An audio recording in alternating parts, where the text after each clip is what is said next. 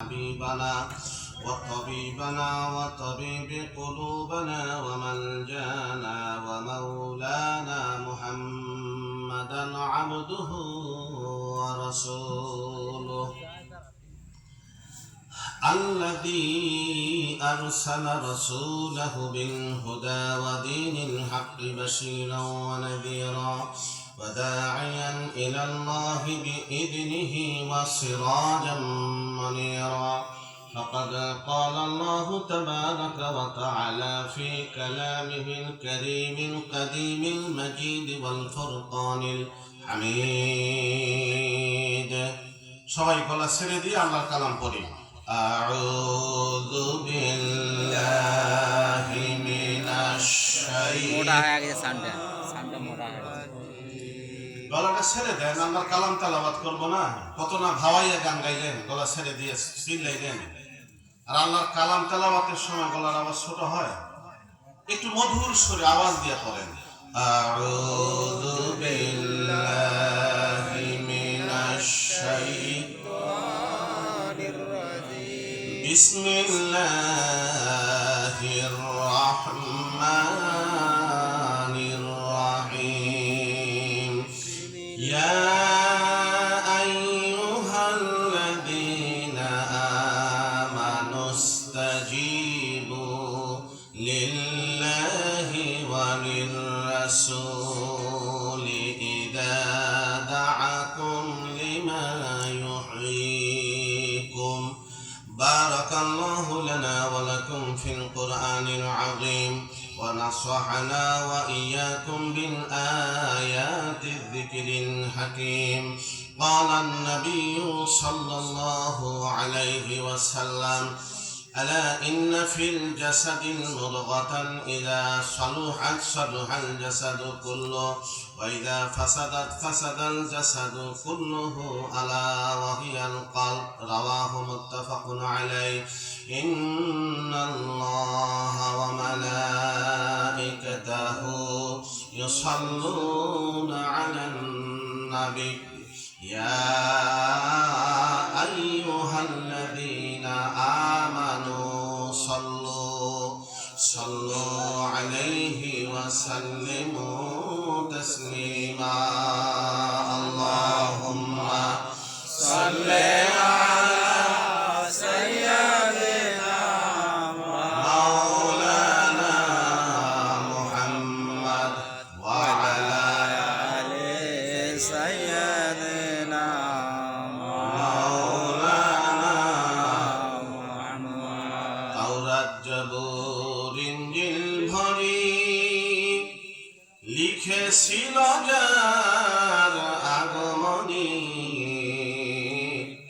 ঈসা মুসা আর দাউদ যাহার শুনেছিল সেই পদধ্বনি আল্লাহুম্মা সাল্লি আলা সাইয়্যিদিনা মাওলানা মুহাম্মদ ওয়া আলা আলি সাইয়্যিদিনা মাওলানা মুহাম্মদ ইয়া তেরি মেরাজ থी कि तू लौह कलम तक पहुंचा और मेरे मेराज है या रसूल अल्लाह और मेरे मेराज है कि मैं तेरे कदम तक पहुंचा बलगल उला बिकमालिही कशफत तुजा बिजमालिही हसनत जमीउ खसालिही सल्लु अलैहि व आलिहि আলহামদুলিল্লাহ আলহামদুলিল্লাহ আলা যালিক সমস্ত প্রশংসা প্রশস্তি স্তবস্তুতি মহিমা গৌরব উচ্চতা পবিত্রতা পরাক্রমতা মহাবিশ্বের মহান প্রতিপালক আল্লাহ তাবারাক ওয়া তাআলার জন্যই যে আল্লাহ আনুরূপ্য বর্জিত স্থান দিক কাল সম্ভূত নিবারিত সেই মহিয়ান সম্রাট সেই মহিয়ান আল্লাহ তাআলার শুকরিয়া আদায় করতে আমরা সবাই আল্লাহর দেয়া জবান দিয়া আনন্দের সাথে খুশি খুশি নিয়া আমরা আল্লাহ তাআলার শুকরিয়া আদায় করি। সকলে বলি আলহামদুলিল্লাহ। আলহামদুলিল্লাহ হামদান কাসীরান তাইয়িবান মুবারাকান ফি। আদি অন্তের সর্বপ্রকার সর্বোৎকৃষ্ট দরুদ এবং সালাম অবিশ্রান্ত ধারায় বর্ষিত হতে থাক তামাম আম্বিয়া কেরাম, আউলিয়া কেরাম, সাহাবা কেরাম, মালাইকাতুল মুকাররাবিন সহ আল্লাহ তাআলার প্রিয় প্রিয় বান্দা বান্দি যারা যেখানে শায়িত রইলেন সকলের আরওয়ার উপরে সকলে পড়ি আল্লাহুম্মা আমিন। সাথে সাথে আমাদেরকে সমাজ সংসারে দাঁড় করায় দিয়া খালি দুইটা হাত নিয়ে আমাদের যে জনম দুঃখী মা আর বাবা আজকে মাটির কবরে শুয়ে থাকলেন, যাওয়ার সময় কি দুনিয়ার কোনো সম্পদ নিয়ে গেছেন? না। লেপতোষক, কাঁথা বালিশ, মশারি কিচ্ছু না। যে মা বাবা আমাদের কথা চিন্তা করে করে ইবাদত ঠিক মতো করতে পারছে? পারে নাই। জানি না কি অবস্থায় আল্লাহর ফেরেশতারা তাদের সাথে কি আচরণ করছে আমরা জানি না। এই জান্নাতের বাগানে বসে আমরা সবাই প্রাণ খুলে সেই মা বাবার জন্য দোয়া করছি আল্লাহ তাআলা যেন তাদের কবরগুলো নূর দ্বারা তাদেরকে ক্ষমা দ্বারা ভরপুর করে দেন। সকলে করে আল্লাহুম্মা আমিন। সম্মানিত ভাইরা, আমার একটু বদঅভ্যাস রাত 10টার আগেই মাহফিল শেষ করা।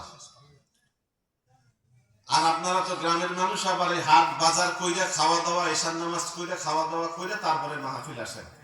এই ট্র্যাডিশনটা চেঞ্জ করতে হবে। মাহফিল আসর থেকে শুরু, ঈশার জন্য শেষ হয় সর্বোচ্চ রাত 10টা। কারণ সারা রাত মাহফিল করে ফজরের নামাজ কাজা, এই রকমের মাহফিলের কোনো প্রয়োজন নেই, কোনো প্রয়োজন নেই। এই জন্য মাহফিল যেন সকাল সকাল শুরু হয়, সকাল সকাল শেষ হয়। শরীরের হক আছে, ঘুম সেটা যেন হয়, তারপরে ফজরের নামাজটা যেন হয়। আল্লাহ আমাদের কবুল করুন। সকলে বলে আল্লাহুম্মা আমিন।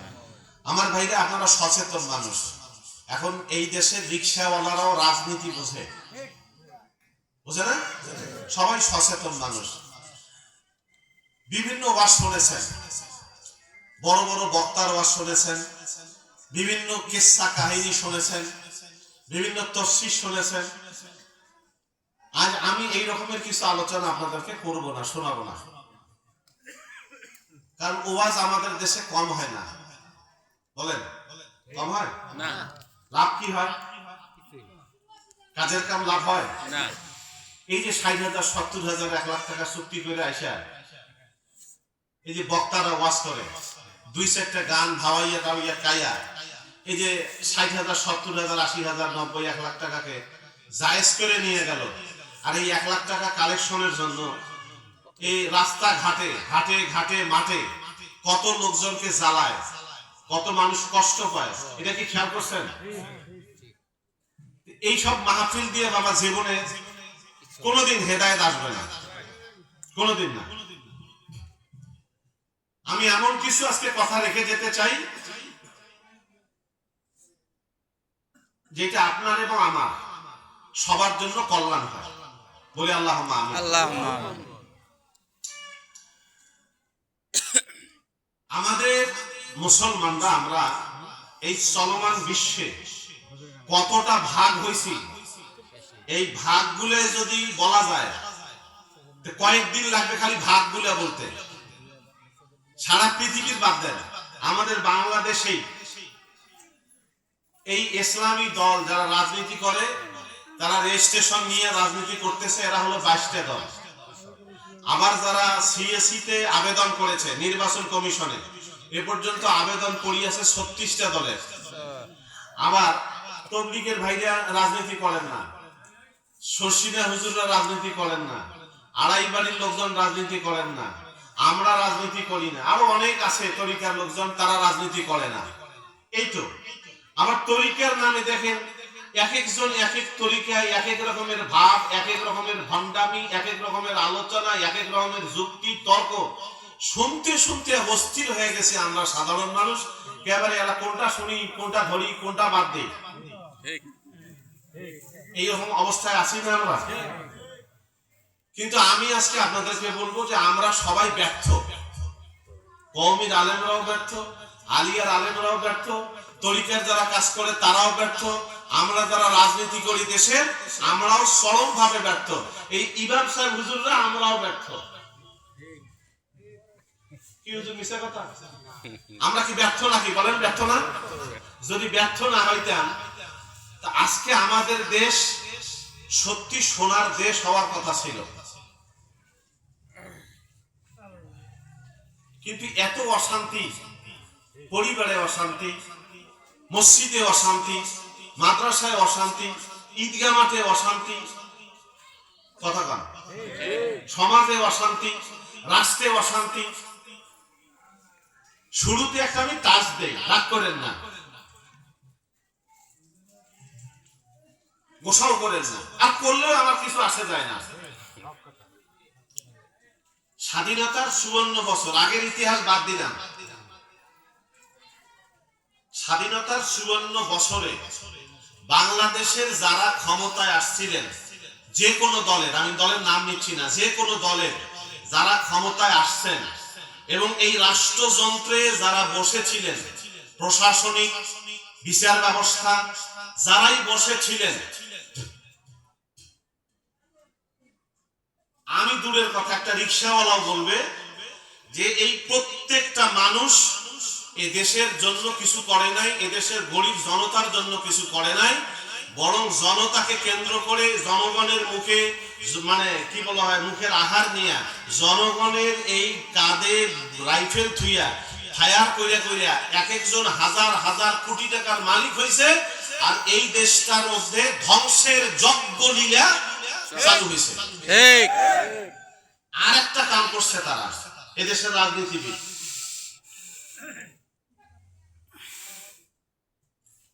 সেটা হলো এই দেশের মানুষের একটা নৈতিকতা ছিল। কি হিন্দু, কি বৌদ্ধ, কি আলেম, কি বেআলেম, কি নামাজি, কি বেনামাজি, প্রত্যেকটা মানুষের একটা নৈতিকতা ছিল। জমির দাম করছে 350 টাকা, নামাজ পড়ে না, রোজা করে না, পরের দিন যদি আসি তাকে কইছে ভাই জমির দাম 550 টাকা, তোমরা কেমন একদম জমি 350 টাকা দিলেন, জমিটার মধ্যে 550 টাকা দেন। ওই লোক কইছে যে বাবা তুই যদি 1000 টাকাও দিস আর হবার নাই, তুমি কথা দিছ। ঠিক, এই সমাজ ছিল না? ছিল। এখন আমাদের দেশের যে এই যে নৈতিক অবস্থাটা ভেঙে দিছে, এর কারণটা কি? এর কারণ হলো, মনে রাখবেন, প্রত্যেক নবী রাসূল যেসব কমন দায়িত্ব নিয়ে আসছিলেন, প্রত্যেক নবী রাসূলকে আল্লাহ কমন কিছু দায়িত্ব দিয়েছেন। তার মধ্যে একটা দায়িত্ব বলি, সেটা হলো ন্যায় বিচার, আদল, ইনসাফ, ন্যায় বিচার। জোরে কর, কি? যদি ন্যায় বিচার থাকে তাহলে একজন অমুসলিমও সেই দেশে বসবাস করে শান্তি পাবে। আর যদি ন্যায় বিচার না থাকে, দুর্নীতি ঢুকবে, ঘুষ ঢুকবে, সুদ ঢুকবে, অনৈতিকতা ঢুকবে, একজন আরেকজনকে মানবে না, বিশৃঙ্খলা দেখা দিবে, কাটাকাটি মারামারি দেখা দেবে, চুরি ডাকাতি হাইজ্যাকার অশান্তি ভরে যাবে। কথা বল, ঠিক না? তা আমাদের দেশের এখন এই যে চলমান যে অবস্থাটা, আপনারা বলেন আমাদের দেশের মানুষের নৈতিক অবস্থা কি ভালো না খারাপ? হ্যাঁ, খালি রাজনীতিবিদদের খারাপ, আলেমদের নাই, পীর সাহেবদের নাই, ইমাম সাহেবদের নাই, মুসল্লিদের নাই, আমাদের কারোরই কোন নৈতিকতা বলতে কিছুই আর এখন অবশিষ্ট নাই। কষ্ট পেলেন আমার কথা? এখন আপনারা কম, ওয়াজ তো কম হচ্ছে না বাজান। এই যে সেজন আসছে, এখানে কি প্রথম মাহফিল হতো না? মেলা হয়েছে, মেলা হয়েছে। আচ্ছা, এবারে তো ওয়াজের সেজন আসতেছে, দেখবেন হাটে ঘাটে মাঠে কাঞ্চে বাড়িতে মাহফিলে মাহফিল হবে। ফজরের জামাতে এক কাতার লোক পাওয়া যায় না। এই ওয়াজ দিয়ে কি হচ্ছে বলেন তো? আসল কারণটা কি জানেন? আসল কারণটা ওই যে এক ব্যক্তি ওয়াজ করছিলেন, তবলিগের এক মুরব্বী ওয়াজ করতে গিয়ে কইছে যে সাহাবা کرام যদি এই জামানায় কোন কারণে আসতে পারত, আর যদি আমাদের বর্তমান মুসল্লিদের, মুসলমানদের চরিত্র, আমল, আখলাক এটা দেখতো, ওয়াজ মাহফিল, তাফসীর মাহফিল, লেখনী, বক্তৃতা, নামাজ, রোজা, হজ, যাকাত আমরা যা করি, এটা যদি দেখতো তাহলে ওরা আফসোস করতো যে এরা কোন জামানার মুসলমান। আরে আমরা যা করছি এটা তো একটাও নাই, এটা কিচ্ছু নাই। তার মানেটা হলো আমরা ইসলাম থেকে যে কত দূরে চলে গেছি। ভাই কষ্ট নিয়েন না মনে, যে এখন মুসলমান পরিচয় দিতে লজ্জা লাগে আমাদেরকে।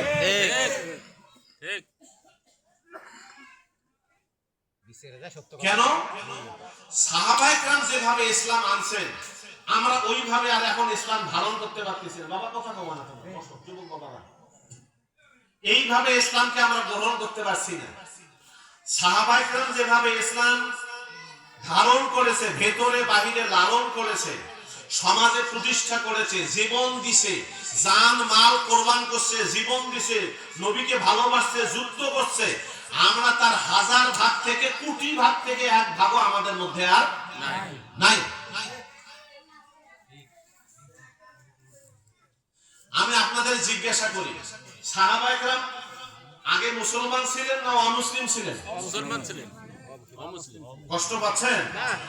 আগে সাহাবায়ে কেরাম কি অমুসলিম ছিলেন। তারপরে আল্লাহর নবী যখন ওহী পাইলেন, তাকে দায়িত্ব দেয়া হলো, আল্লাহর নবী যখন দাওয়াত দিচ্ছিলেন, তো সাহাবায়ে কেরাম যে মুসলমান হলেন, আচ্ছা আমি জিজ্ঞাসা করি কিভাবে মুসলমানটা হলেন, তার পদ্ধতিটা কি? এই আলোচনাটা আপনারা বলেন। যত ওয়াজ মাহফিল হয়, মসজিদ হয়, পরে পরে সাহাবায়ে কেরাম যেভাবে মুসলমান হয়েছে, আপনার আমার উচিত তো একইভাবে মুসলমান হওয়া। ওনারা যেভাবে নামাজ পড়েছেন, আপনার আমার উচিত একইভাবে নামাজ আদায় করা। ওনারা যেভাবে যুদ্ধ জিহাদ করেছেন, আপনার আমার উচিত একইভাবে যুদ্ধ জিহাদ করা। ওনারা যেভাবে বিবাহ শাদী করেছেন, পরিবার গঠন করেছেন, পরিচালনা করেছেন, আপনার আমার উচিত একইভাবে ওই কাজগুলো করা। কথা বলো ঠিক না? কিন্তু আজ আলেমরাই সাহাবায়ে কেরাম যেভাবে মুসলমান হয়েছেন, যে পদ্ধতিতে, এটা বলা হয় বায়াত। জোরে বলেন কি? এখন আজকের ওলামা হযরতরাই, ইসলামী দলের লোকজন এই বায়াতের বিরুদ্ধে ফতোয়া দিয়ে দিয়া আজ গুলিয়া কতগুলো আমল আমাদের সামনে এনে তুলে ধরেছেন, যে হত্যা না করলে ইসলাম প্রতিষ্ঠা হয় না, গণতন্ত্র না করলে ইসলাম প্রতিষ্ঠা হয় না, ভোট না দিলে ইসলাম প্রতিষ্ঠা হয় না। এইভাবে হাজারটা আমাদের সামনে তুলে ধরেছেন। এখন আমরা সাধারণ পাবলিক এখন চিন্তা করতেছি কি এবারে কোনটা আমরা শুনি। ইমরা কমান আছে ভোট না হলে ইসলাম প্রতিষ্ঠা হবার না, ওমরা কমান আছে বায়াত না হলে জান্নাত পাওয়া যাবার না। আমরা করি কোনটা? এইরকম ফাঁদে আমরা পড়ি নাই বা কথা বল না, আমরা এরকম একটা ফাঁদে পড়ি নাই। আচ্ছা বের হওয়ার উপায় কি? বের হওয়ার জন্য আমি আজকে আপনাদের সামনে অনেক আলোচনা শুনেছেন, শুনবেন। আমি আপনাদের সামনে বুখারী শরীফ নিয়ে আসছি। জীবনে দেখেছেন কিনা বুখারী শরীফ অরিজিনাল? এখন তো বুখারী শরীফ মৌলবীর ভাব দেখা যায় জানে না।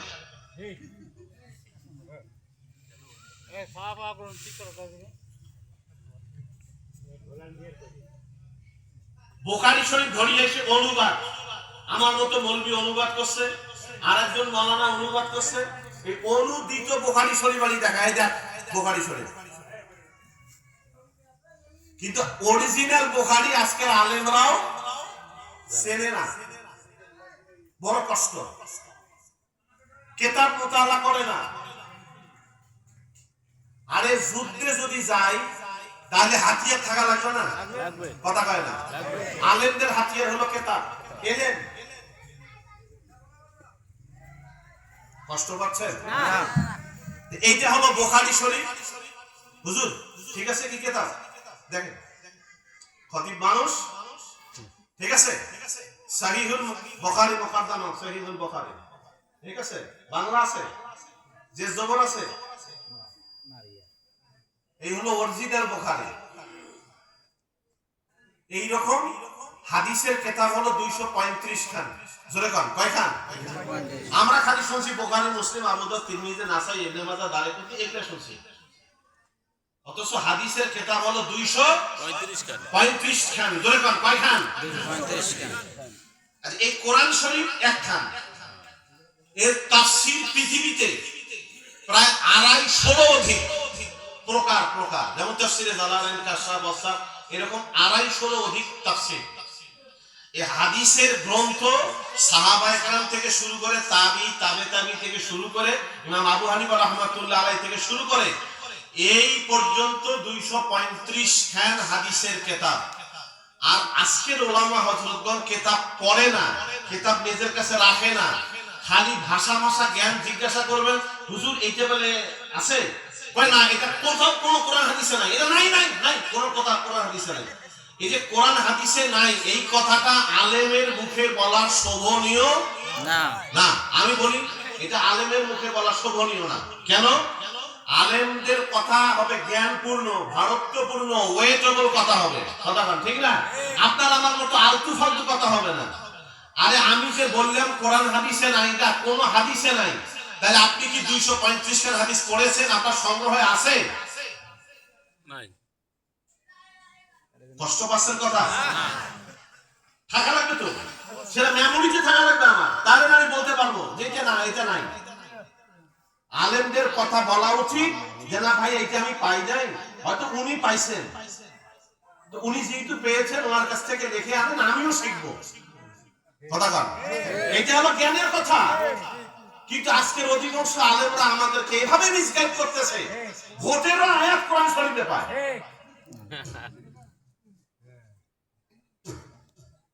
মা কি বলা হয়, খাদিজা রাদিয়াল্লাহু তাআলা আনহা নামাজ পড়েন নাই, রোজা করেন নাই, পর্দাও করেন নাই। কতখানি জামাত খাড়া করে পড়ে এই কথাগুলো বলা যেতে পারে। নামাজ পড়লে জান্নাত যাওয়া যাবে, কোরআন শরীফে একখানা আয়াতও পান নাই উনি।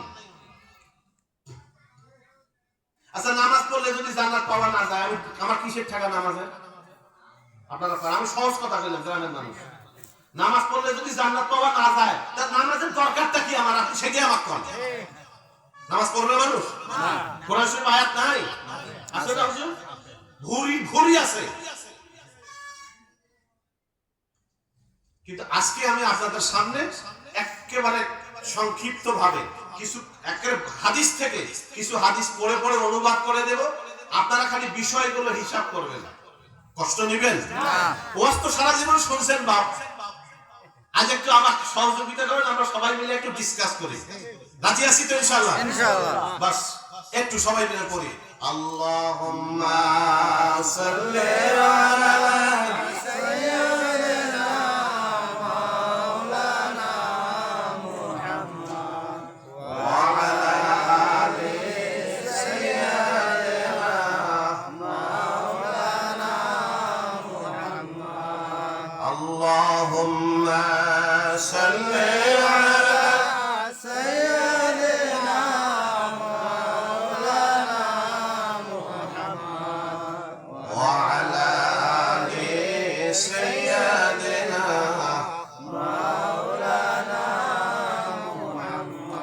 বুখারী শরীফ 2 খণ্ড, এটা জিলদুল উলা, বাবা বসো, এটা প্রথম খণ্ড,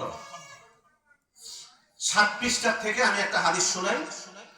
এই 7 পৃষ্ঠার হাদিসের ভিতরে সর্বশেষ রাবী হচ্ছে উবাদাতা ইবনে সামিত।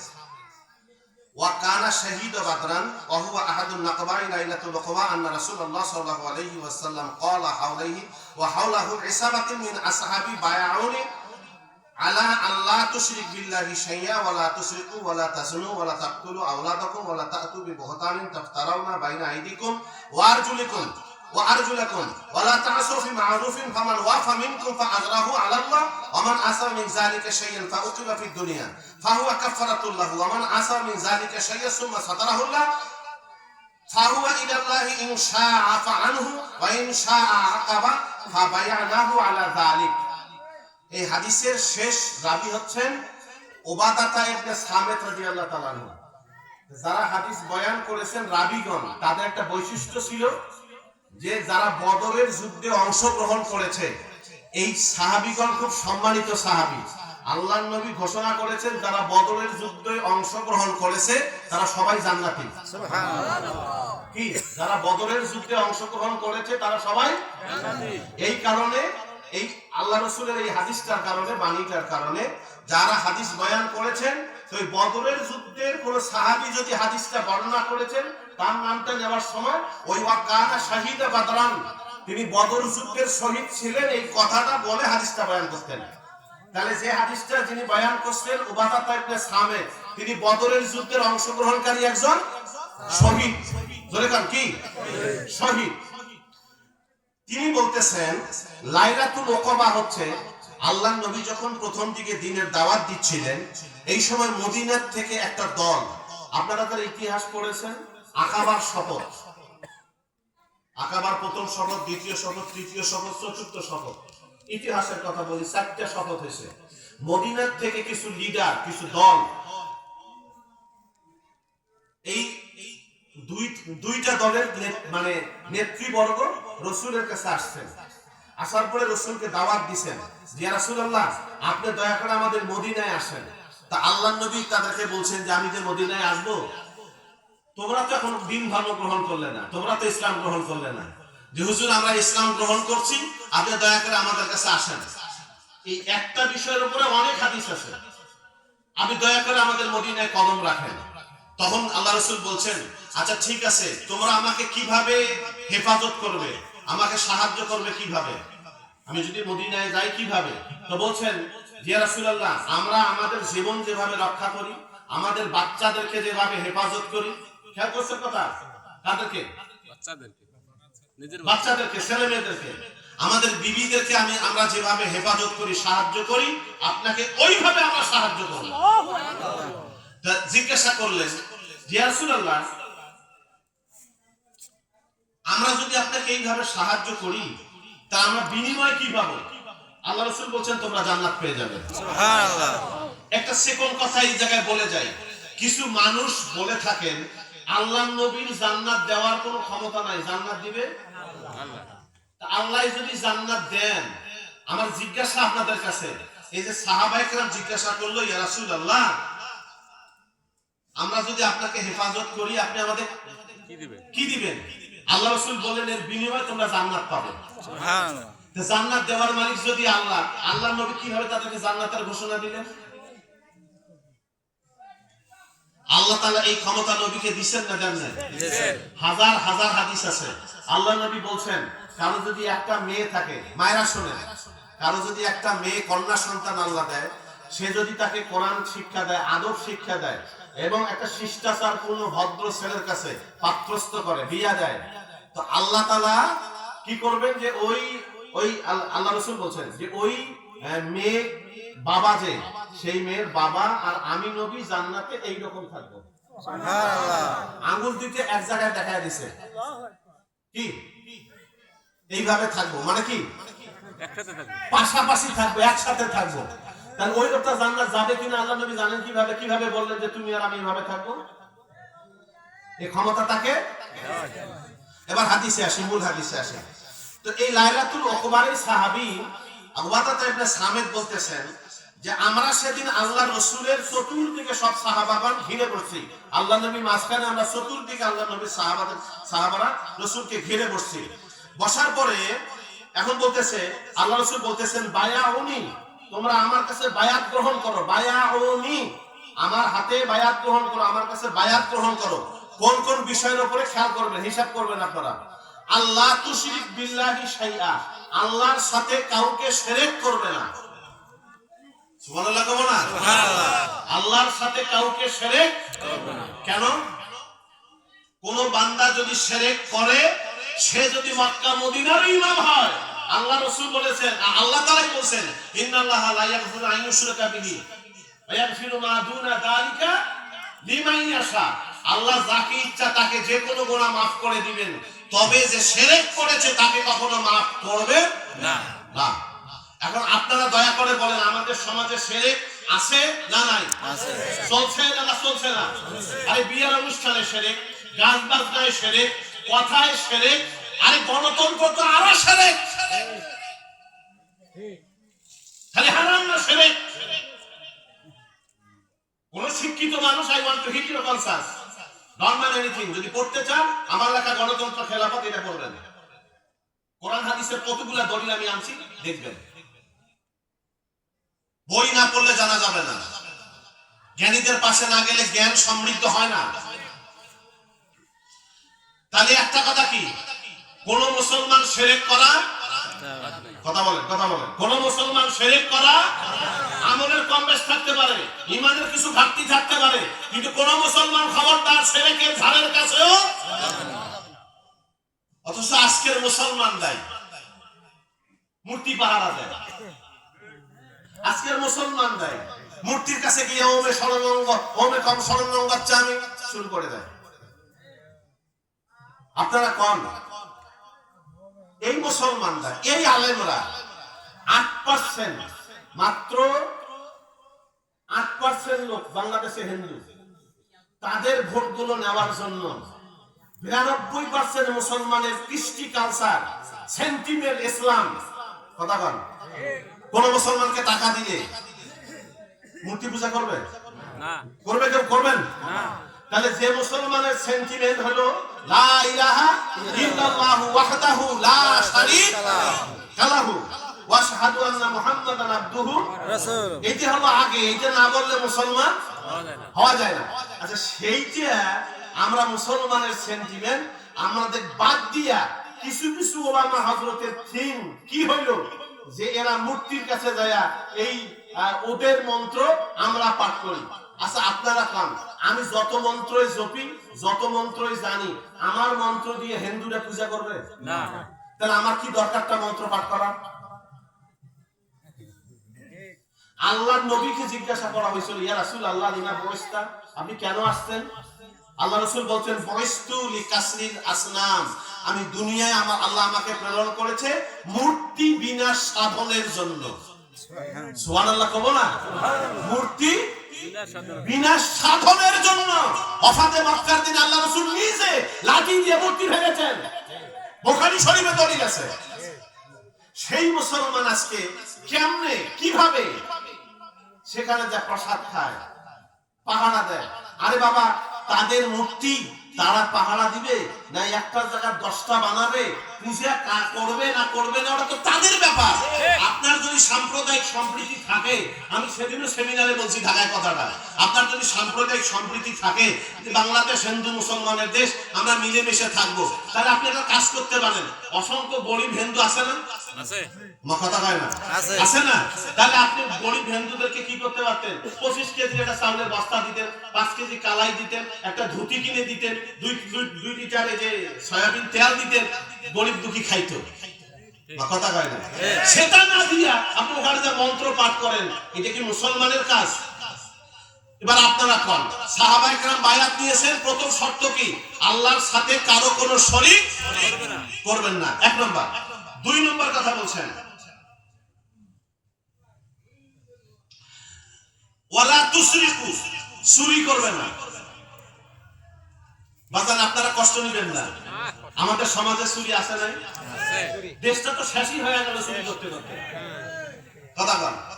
এখন কি চুরি বন্ধ আছে? আরো বেশি, হ্যাঁ আরো বেশি। হাইজাকার, চুরি ডাকাতি, দিন ডাকাতি, কলম দিয়ে কথা হয় না, আছে? তাহলে শিরক করবে না। তারপরে 2 নাম্বার, চুরি করবে না। 3 নাম্বার, ওয়ালা তাজনু, জিনা করবে না। আপনারাই কোন আমাদের সমাজে জিনা চলছে না চলছে না? কম না বেশি? হ্যাঁ, আর মোবাইল হতে আমি যদি খালি জিনার উপরে কথা বলি, নারী পুরুষের অবাধ মেলামেশার কথা বলি, বাংলাদেশের হোটেল, বাংলাদেশের এই যে কি বলা হয় বিউটি পার্লার, বাংলাদেশের অধিকাংশ এই যে প্যাথোলজি, দেহ ব্যবসার উপরে চলে। আমার কাছে যত তথ্য আছে, বাংলাদেশের অধিকাংশ সাংবাদিকের কাছে সেই তথ্য নাই। এরপরে বলেন, চোখের জানা হয় কিনা? কষ্ট পাচ্ছেন? চোখের জানা হয় না, কলমের জানা হয়, অন্তরেরও জানা হয়। কোন নারীকে দেখার পরে হাদিস আছে, আর তারগীব ওয়া তারহিব নামক কিতাবের 2য় খণ্ডের ভিতরে এই গতকাল মাদারিজুল কলবের হাদিসটা আমি দেখছি। সেখানে আল্লাহ রাসূল বলেছেন যে যার কলবে কোন নারী দেখার পরে ক্রিয়া হয়, এটা অন্তরের জানা হয়। তাহলে অন্তরের জানা হচ্ছে, চোখে দেখতেছি তার জানা হচ্ছে, মা কথা কয় না, হচ্ছে না? জেনা সমাজে আছে না নাই? আছে। আমার কথা কয় আছে, কম না বেশি? ওয়ালা তাকতুলু আওলাদাকুম ওয়ালা তাকতুলু আওলাদাকুম, তোমরা তোমাদের সন্তানদেরকে হত্যা করবে না। কোরআন শরীফের আয়াত রয়েছে। এটা মেরাজের থিম। আল্লাহ তাআলা যতগুলো মেরাজের হাদিয়া রাসূলকে দিয়েছেন এটা একটা। তোমরা তোমাদের সন্তানদেরকে হত্যা করবে না। বাবা কষ্ট নিয়েন না। আপনি আমি জানি না, মা বোনরা ভালো জানে। প্যাথোলজিতে যে সংবাদ দিবেন, এই যে ক্লিনিক গুলাতে গিয়ে সংবাদ দিবেন, কত বাচ্চা অ্যাবর্শন হচ্ছে খবর নিবেন।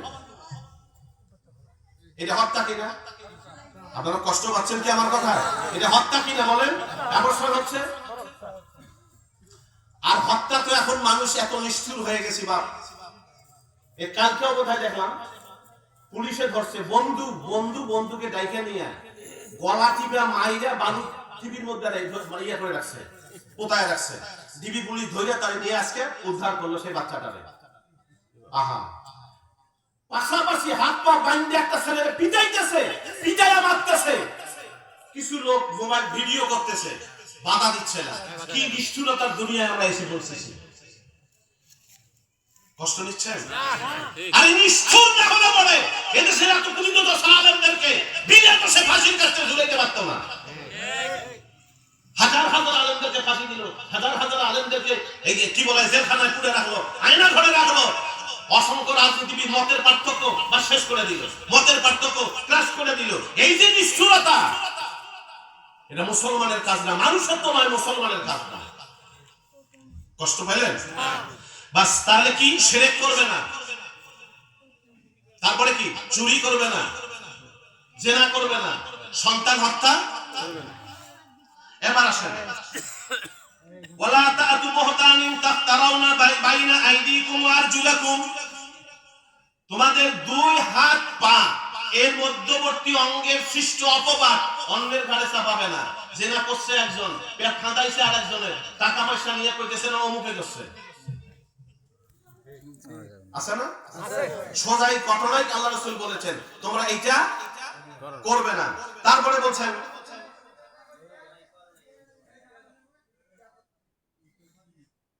ওয়ালা তা'সু ফি মা'রুফিন, ন্যায় সঙ্গত কাজে বাধা দিবে না। ন্যায় সঙ্গত কাজ কি?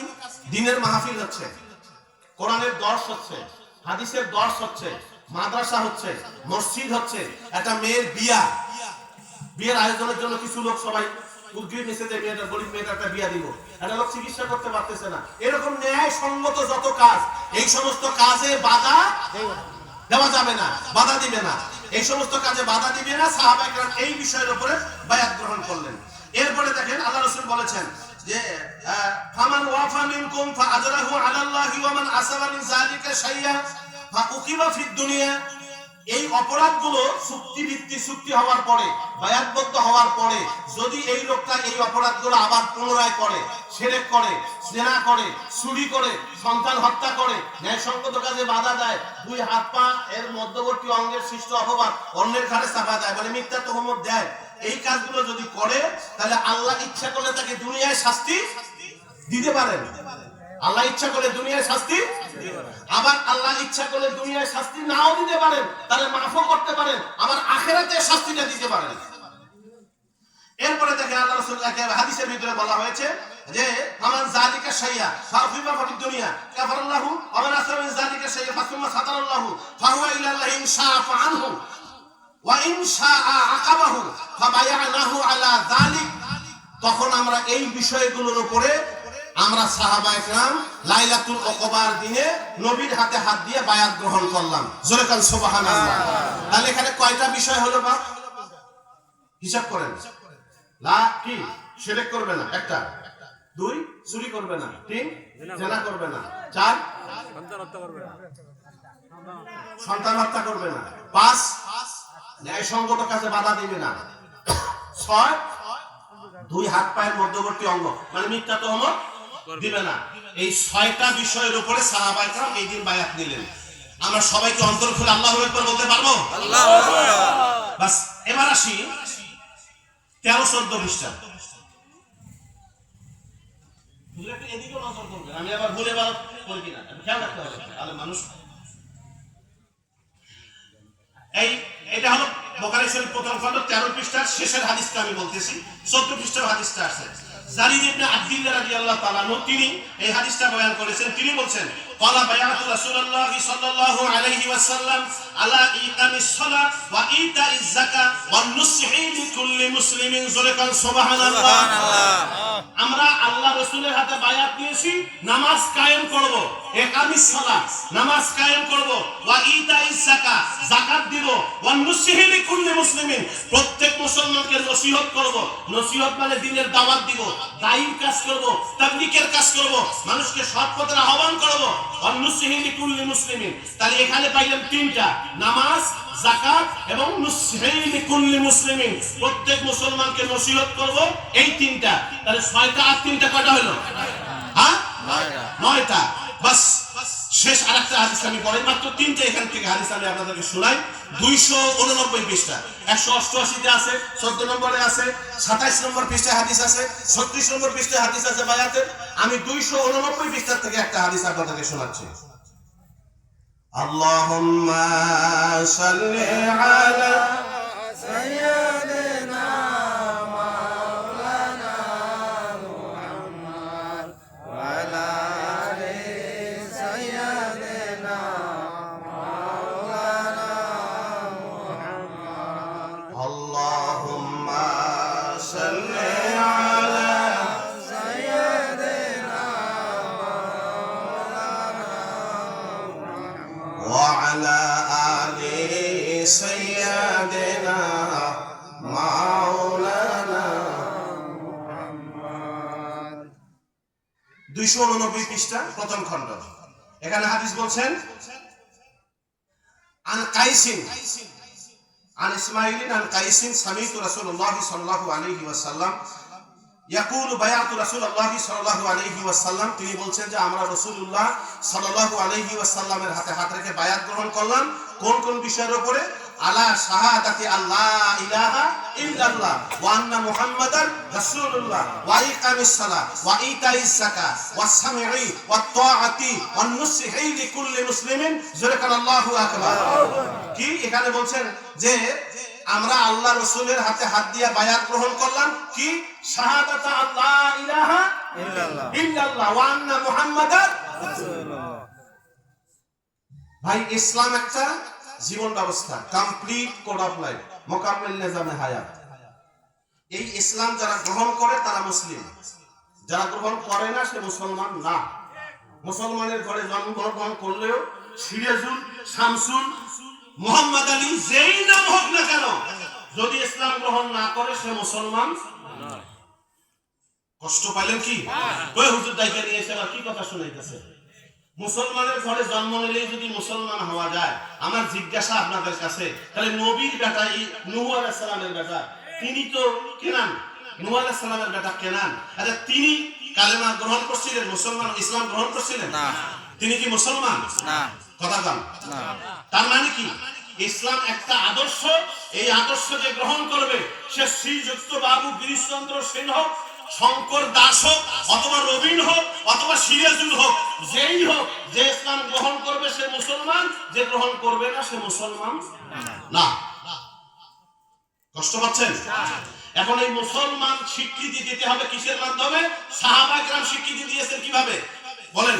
আশহাদু আল্লা ইলাহা ইল্লাল্লাহু ওয়াহদাহু লা শারীকা লাহু ওয়া আশহাদু আন্না মুহাম্মাদান আবদুহু ওয়া রাসূলুহু। এই কালেমার স্বীকৃতি দিয়েছেন সাহাবায়ে কেরাম। তার মানে এইটা বায়াত গ্রহণ করেছেন। এই কালেমার স্বীকৃতি দেওয়া অর্থ মুসলিম শরীফ ৭৬ পৃষ্ঠা প্রথম খণ্ড, এখানে হাদিস আসছে যে এইখানে আল্লাহ রাসূল সাল্লাল্লাহু আলাইহি ওয়াসাল্লামের হাদিসে বলা হয়েছে যে ইয়া রাসূলুল্লাহ উবসুদ বি ইয়াদিকা ইয়ামিনিকা খালিবা আইউকা, হে আল্লাহ রাসূল আপনার হাত বাড়ায়া দেন, আমি আপনার হাতে বায়াত গ্রহণ করব। তখন আল্লাহ রাসূল হাত বাড়ায়া দিয়েছেন। এই হাদিসটা মুনতাকাবুল হাদিস, যে সকাল বিকাল যে তাবলীগের ভাইরা তালিম করে, কালেমার অধ্যায়ে 14 নম্বরের সম্ভবত সিরিয়ালে আপনারা দেখবেন, প্রথম চাবি হচ্ছে শাহাদাত আল মাহারিম, হ্যাঁ, এই আমর ইবনুল আস শেষ রাবে, আমর ইবনুল আস রাদিয়াল্লাহু তাআলা আনহু, তিনি রাসূল সাল্লাল্লাহু আলাইহি ওয়াসাল্লামের কাছে আয়েশা বলছেন, ইয়া রাসূলুল্লাহ উবসুত বিয়ামিনিকা, হে আল্লাহর রাসূল আপনার হাত বাড়ায় দেন। কেন? ফালি উবাইউকা, আমি আপনার হাতে বায়াত গ্রহণ করব। তো বলছে যে ইয়া রাসূলুল্লাহ, আল্লাহর রাসূল হাত বাড়ায় দিবেন। যখন আল্লাহ রাসূল হাত বাড়ায় দিবেন, উনি হাত টাইনা নিছেন, গোটায় নিছেন। তারপর রাসূল জিজ্ঞাসা করলেন, আমর ইবনুল আস কি হলো তোমার, কি হাত টাইনা নিলে যে? এটা কেমন বিব্রতকর অবস্থা না, একজন মুসাফা করার জন্য হাত দিছে, আর হুজুর উনি এখন হাত বাড়াই দিল, হুজুর হাত দেন, যে আমি হাত দিলাম তখন উনি টানে নিল। এখন এটা অপমান করার অবস্থা না? পরিবেশটা কেমন হয়ে গেল? আল্লাহ রাসূল জিজ্ঞাসা করলেন, হে আমর ইবনুল আস তোমার কি হইল, তুমি হাত টানে নিলে যে? তো উনি বলছেন যে হুজুর আমি কিছু শর্ত দিতে চাই, উরিদতু আন আশতারিকা, আমি আপনাকে কিছু শর্ত দিতে চাই। কয় লিমাজা তাশতারিকা, হে আমর তুমি কি এমন শর্ত দিতে চাও? বলছে যে হুজুর আমি যদি ইসলাম গ্রহণ করি, কালেমা পড়ি, তাহলে কি আমার গুনাহ মাফ হবে? আল্লাহ রাসূল বললেন, হে আমর তুমি কি জানো না কালেমা তার আগের জীবনের গুনাহকে মিটাইয়া দেয়, হজ তার আগের জীবনের গুনাহকে মিটাইয়া দেয়, হিজরত তার আগের জীবনের গুনাহকে মিটাইয়া দেয়। সুবহানাল্লাহ। তো সাহাবায়ে কেরাম এই লা ইলাহা ইল্লাল্লাহ কথা বলেন, লা ইলাহা ইল্লাল্লাহ। এই জায়গায় মৌলবীদেরকে একটা কথা বলি, যারা বলে যে কোরআন হাদিসে লা ইলাহা ইল্লাল্লাহ একসাথে নাই, আপনাদের ভিতরে পেটের ভিতরে কোনো বিদ্যাই নাই। আশহাদু আল্লা ইলাহা ইল্লাল্লাহ ওয়া আন্না মুহাম্মাদার রাসূলুল্লাহ, এইটাই হলো লা ইলাহা ইল্লাল্লাহ মুহাম্মাদুর রাসূলুল্লাহ। ওয়া আন্না মুহাম্মাদান, এই ওয়া আন্না হযফ করা হয়েছে, কোন শব্দ দ্বারা হযফ হয় এই বিদ্যা যদি না থাকে, তা তোমাদের মতো ওই মোটা বুদ্ধির মানুষরা সমাজে বিভ্রাট তৈরি করবেই। ঠিক কথা কন, ঠিক না? তাহলে বায়াত গ্রহণ করলেন কোনটা কয়া? আশহাদু আল্লা ইলাহা ইল্লাল্লাহ ওয়া আন্না মুহাম্মাদান। কষ্ট পাচ্ছেন? এরপরে ইকামিস সালাহ, নামাজ কায়েম করব, ওয়া ইতাইস যাকাত, যাকাত দেব, এরপরে ওয়াস সামিঈ ওয়াত তাআতি, আল্লাহর নবীর সমস্ত কথা শুনব, ওয়াত তাআতি তার পরিপূর্ণ আনুগত্য করব, ওয়ান নুসহি লিকুল্লি মুসলিমিন, আর আল্লাহর রাসূল কি বলা হয়, ওয়ান নুসহি লিকুল্লি মুসলিমিন, প্রত্যেক মুসলমানকে আমি সৎ উপদেশ দেব, নসিহত করব, দাওয়াতের কাজ করব, তাবলীগের কাজ করব। কষ্ট পাচ্ছেন? তাহলে এইখানে হইল বিষয়, ওইখানে হলো 9টা, এইখানে হলো আল্লাহ রাসূলের কথা শোনা, কালেমা শাহাদাতের বায়াত, এরপরে আল্লাহ রাসূলের কথা শোনা এবং তার আনুগত্য করা। কয়টা হলো? 9টা আর 3টা 12টা। আমি মাত্র 3টে হাদিস থেকে 12টা দেখাইলাম। যারা জানতে চান এই সহিহ কিতাব থেকে 250 অধিক হাদিস দিয়ে আমার লেখা বায়াতে মামুনিয়া, নিরাপদ বায়াত, যে বায়াত গ্রহণ করলে, যে শপথ উচ্চারণ করলে মানুষ জাহান্নামের আগুন থেকে নিরাপদ হয়ে যায়, এই জন্য বইটার নাম দিয়েছি বায়াতে মামুনিয়া। এখন শুনুন, সাহাবায়ে কেরাম বায়াত নিয়েছেন এইভাবে 56টা বিষয়ের উপরে। জোরে কোন কয়টা? 56টা। আস্তে কোন কয়টা? 56টা। 56টা বিষয়ের উপরে সাহাবাগণ বায়াত নিলেন। এখন সেই বায়াতের বিরুদ্ধে যদি আমাদের দেশের আলেমরা বলে, তাহলে মানুষ ভালো হবে না খারাপ হবে? খারাপ হবে। কথা বল। আপনাদের ছেলে মেয়েকে মাদ্রাসায় পাঠাইছেন কারা কারা? দাখিল সেকশন বা এসএসসি সেকশনে কার কার ছেলে মেয়ে পড়ালেখা করে একটু হাত দেখাবেন।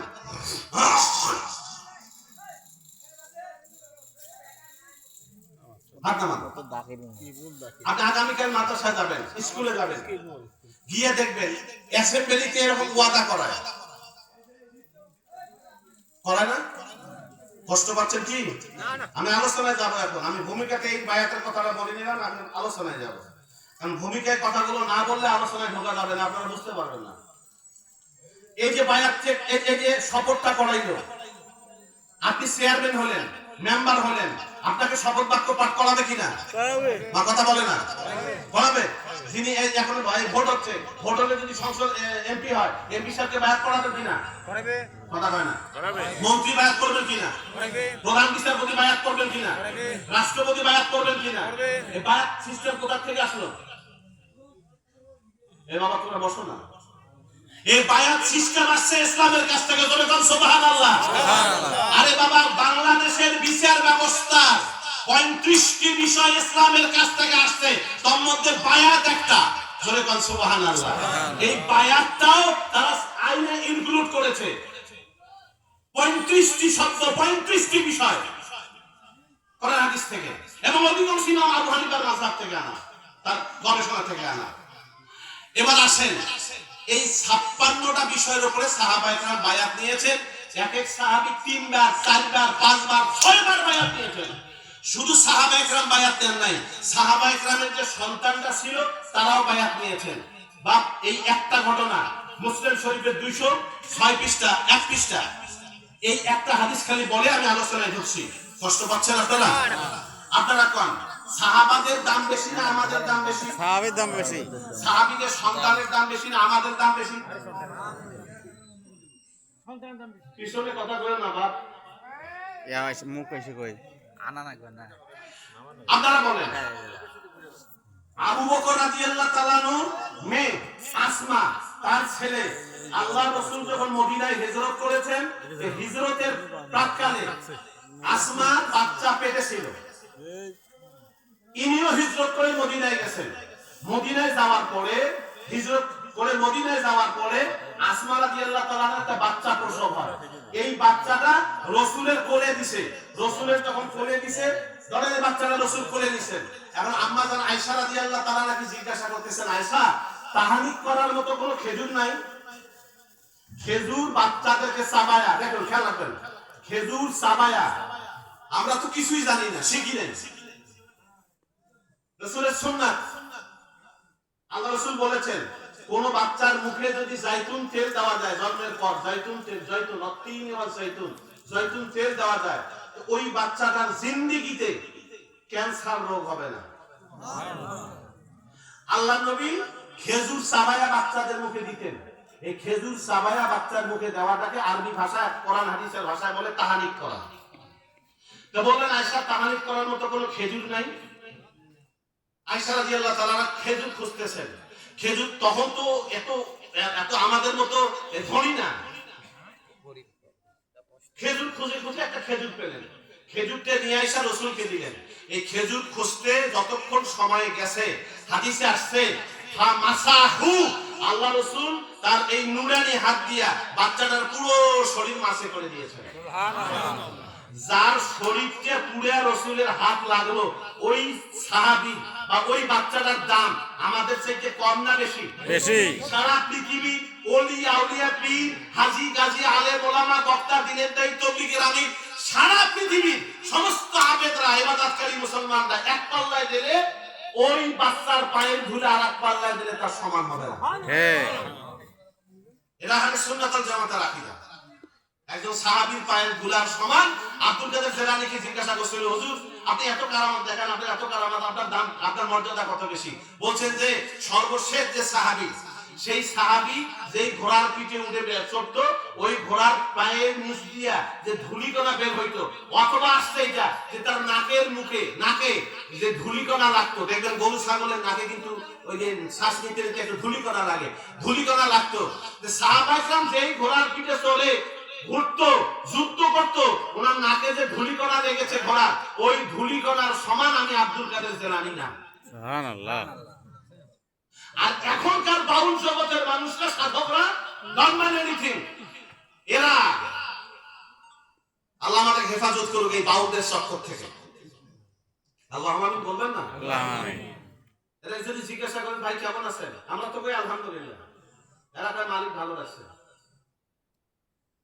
এই যত গানে দয়াল শুনবেন, দয়াল, দয়াল আমার এই পথ দিয়া আসবে রে, আমি আর কইলাম না। এই যত জায়গায় দয়াল বলবে অথবা মালিক বলবে, আপনি মনে রাখবেন, আল্লাহ কেউ না, রাসূল কেউ না, ওর পিসাবকে নির্দেশ করে। যত গান সব পিসাবকে নিয়ে। অন্যদিন সুযোগ থাকলে বাজান। এখন আপনারা কোন সাহাবীদের দাম বেশি না আমাদের দাম বেশি? সাহাবীদের দাম বেশি। সাহাবীদের পায়ের ধুলার যোগ্য সারা পৃথিবীর মুসলমান হবে না? হ্যাঁ, হবে না। এই আসমা রাদিয়াল্লাহু তাআলা আনহার ছেলে রাসূলের কোলে আয়েশা রাদিয়াল্লাহু তাআলা আনহা একটা খেজুর এনে দিলেন। উনি খেজুরটা চাবাইলেন। আচ্ছা, খেজুরটা চাবাইতে গিয়া রাসূলের মুখের যে থুতুটা, লালাটা লাগছে কিনা? হ্যাঁ, এটার দাম কত জানেন? লালাটার দাম, আল্লাহু আকবার, একটা ঘটনা করছে, এটার নাম কই আর পারতেছি না। বিদায় হজে আয় কি বলা হুজুর যখন হুদাইবিয়ার চুক্তি স্বাক্ষর হয়, এই স্বাক্ষরের সময় মাসুদ ওরওয়া মাসুদ ইবনে সাহাবী ইরাকে পাঠাইছে চুক্তির পক্ষে কথা বলার জন্য কাফেররা। তো ওরা যখন আসছে, আসার পরে দেখে সাহাবায়ে কেরামদের যে আচার আচরণ রাসূলের সাথে ব্যবহার, এটা দেখে। দেখার পরে ওইখানে গেছে, যখন কাফেরদের গেছে, ওই কাফেরদের সামনে যাইয়া জিজ্ঞাসা করতেছে, এই মুহাম্মদ তো অনেক আগে পলাইছে, ওদের ভাষায় পলাইছে, এখন কি দেখে আইলা ওখানে? ওরওয়া তখন মুসলমান হন নাই, তখন কাফের। তিনি বলতেছেন কাফেরের ঘরোয়া পড়ে গেছে, কাফের আরেকজন কাফেরদের সামনে সাহাবায়ে কেরাম রাসূলের সাথে কি মুআমালা করতেছেন, আচরণ করতেছেন, এটা বলতেছেন। উনি বলতেছেন, ভাইরে জীবনে আমি অনেক রাজা বাদশার দুয়ারে গেছি, দরবারে গেছি, মানুষ মানুষকে এত শ্রদ্ধা করে, যদি মুহাম্মদকে তোমরা চোখে না দেখতাম, আমি না দেখতাম, তাহলে আমি এটা কখনো বিশ্বাস করতাম না মানুষ মানুষকে এত ভালোবাসে। যে কেমন দেখলা, যে আল্লাহর নবী মুহাম্মদ যখন উযু করে, উযুর পানি গড়ায়া যায়, সাহাবায়ে কেরাম উযুর পানিটা বরকত মনে করে নিয়া নিয়া মুখে মাখতেছে। সুবহানাল্লাহ। এতগুলো সাহাবী, অনেক তো উযুর পানি পায় না, যারা পায় নাই ভিজা হাতওয়ালা সাহাবী, শুকনা হাতওয়ালা সাহাবী, ভিজা হাতওয়ালা সাহাবীর হাতে আইসা মাইকে মাইকে বরকত মনে করে, এই যে ঠান্ডাটা লাগলো এটা নিয়ে মুখে মালিশ করে। সুবহানাল্লাহ।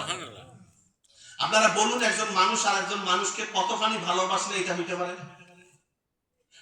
শুধু এখানে তাই না, এটাই না, তিনি বলছেন যে ভাই শোনো, নবী যখন মুহাম্মদ যখন থুতু ফেলে, এই থুতু নেওয়ার জন্য সাহাবায়ে কেরাম পাগল বনা হয়ে যায়, কে কার আগে থুতু নেবে।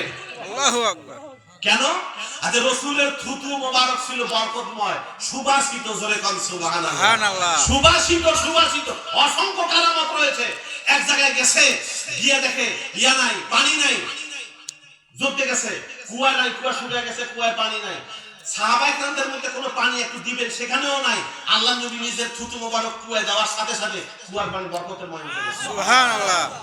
শত শত প্রমাণ রয়েছে হাদিসে। মাদারিসুন নবুওয়াত পড়ুন, আব্দুল্লাহ মুহাদ্দিস দেহলভী রাহমাতুল্লাহ আলাইহি লেখা, দেখবেন হাজার হাজার বিষয় পাবেন এখানে। তাহলে আল্লাহর নবী খেজুরটা চাবাইলেন, এই লালা সহ ওই জুবাইরের ছেলে, আসমার ছেলে তার মুখে দিলেন, এরপরে সাম্মাহু আব্দুল্লাহ, তার নাম রাখলেন আব্দুল্লাহ। এই সাই আব্দুল্লাহ, এক আব্দুল্লাহ হলো আব্দুল্লাহ ইবনে জুবাইর। সুবহানাল্লাহ। আব্দুল্লাহ ইবনে ওমর, আব্দুল্লাহ ইবনে জুবাইর। এই আব্দুল্লাহ ইবনে জুবাইরের যখন বয়স 7 অথবা 8, কত? 7 অথবা 8, তখন আসমা আউবা কি বলা হয়, জুবাইর রাদিয়াল্লাহু তাআলা আনহু এই বাচ্চাটাকে, 7-8 বছরের বাচ্চাকে রাসূলের দরবারে নিয়ে আসেন। রাসূল তাকে দেখে ফাতাওয়াসসান, মুস্কি মুস্কি হাসতেছেন। যখন পাশে আসছেন, আবু কি বলা হয়, জুবাইর রাদিয়াল্লাহু তাআলা আনহু রাসূলের কাছে আবেদন করলেন, ইয়া রাসূলুল্লাহ, আপনি জোরকে আব্দুল্লাহকে বায়াত করায় দেন। আল্লাহর নবী তাকে বায়াত করায় দিলেন। সুবহানাল্লাহ। সুবহানাল্লাহ। আমি আপনাদের জিজ্ঞাসা করি, জুবাইর সাহাবী কিনা? সাহাবী। কষ্ট পাচ্ছেন? না। সাহাবী না? সাহাবী। অল্প দামের মানে নিচু দলের সাহাবী না উঁচু দলের সাহাবী? আয়েশা রাদিয়াল্লাহু তাআলা না দুলা ভাই, ভগ্নিপতি, বড় বোনের স্বামী। আল্লাহর তারই ছেলে কোলে নিছে, সেই জুবাইর যদি বড় হওয়ার পরে আল্লাহর নবী তাকে বায়াত করায় দিতে পারে মুসলমানের ঘরের সন্তান হওয়ার পরও, আচ্ছা আপনারা কোনটা কি আমাদের মুসলমানদের বায়াত করা উচিত না উচিত না? উচিত। একটা লোক যখন বায়াত করে খালি বায়াত না, এটা তওবাও করা, ওয়াদাও করা। এই লোকটা ওয়াদা করবার পরে কোনো খাঁটি আলেমের হাতে, কোনো আমিরের হাতে, কোন কি বলা হয়, কোন ইসলামী দলের নেতার হাতে যখন বায়াত গ্রহণ করে, বায়াত গ্রহণ করবার পরে যখন ওই লোকটা ওই পাপ কাজে যায়, তখন মনে হয় আর আমি না আমিরের হাতে বায়াত গ্রহণ করেছি, ওরে আল্লাহ, আমি না এই আলেম সাহেব ওই হুজুরের হাতে বায়াত গ্রহণ করেছি, না আমার এটা করা উচিত না। অন্তরে রেখাপাত হয়, কথা বল ঠিক না? শুধু কি এটা, শত শত কোরআন শরীফের আয়াত রয়েছে ভাই। আল্লাহর নবী বায়াত করে দেওয়ার পরে দোয়া করেছেন, তার জন্য ক্ষমা প্রার্থনা করেছেন।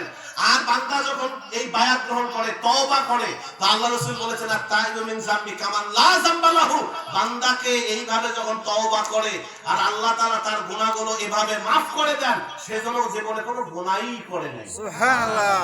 এখন আপনারা কোন আমরা কি শিরকের সাথে জড়িত আছি না নাই? আছি। দুই চারজন কইতেছি।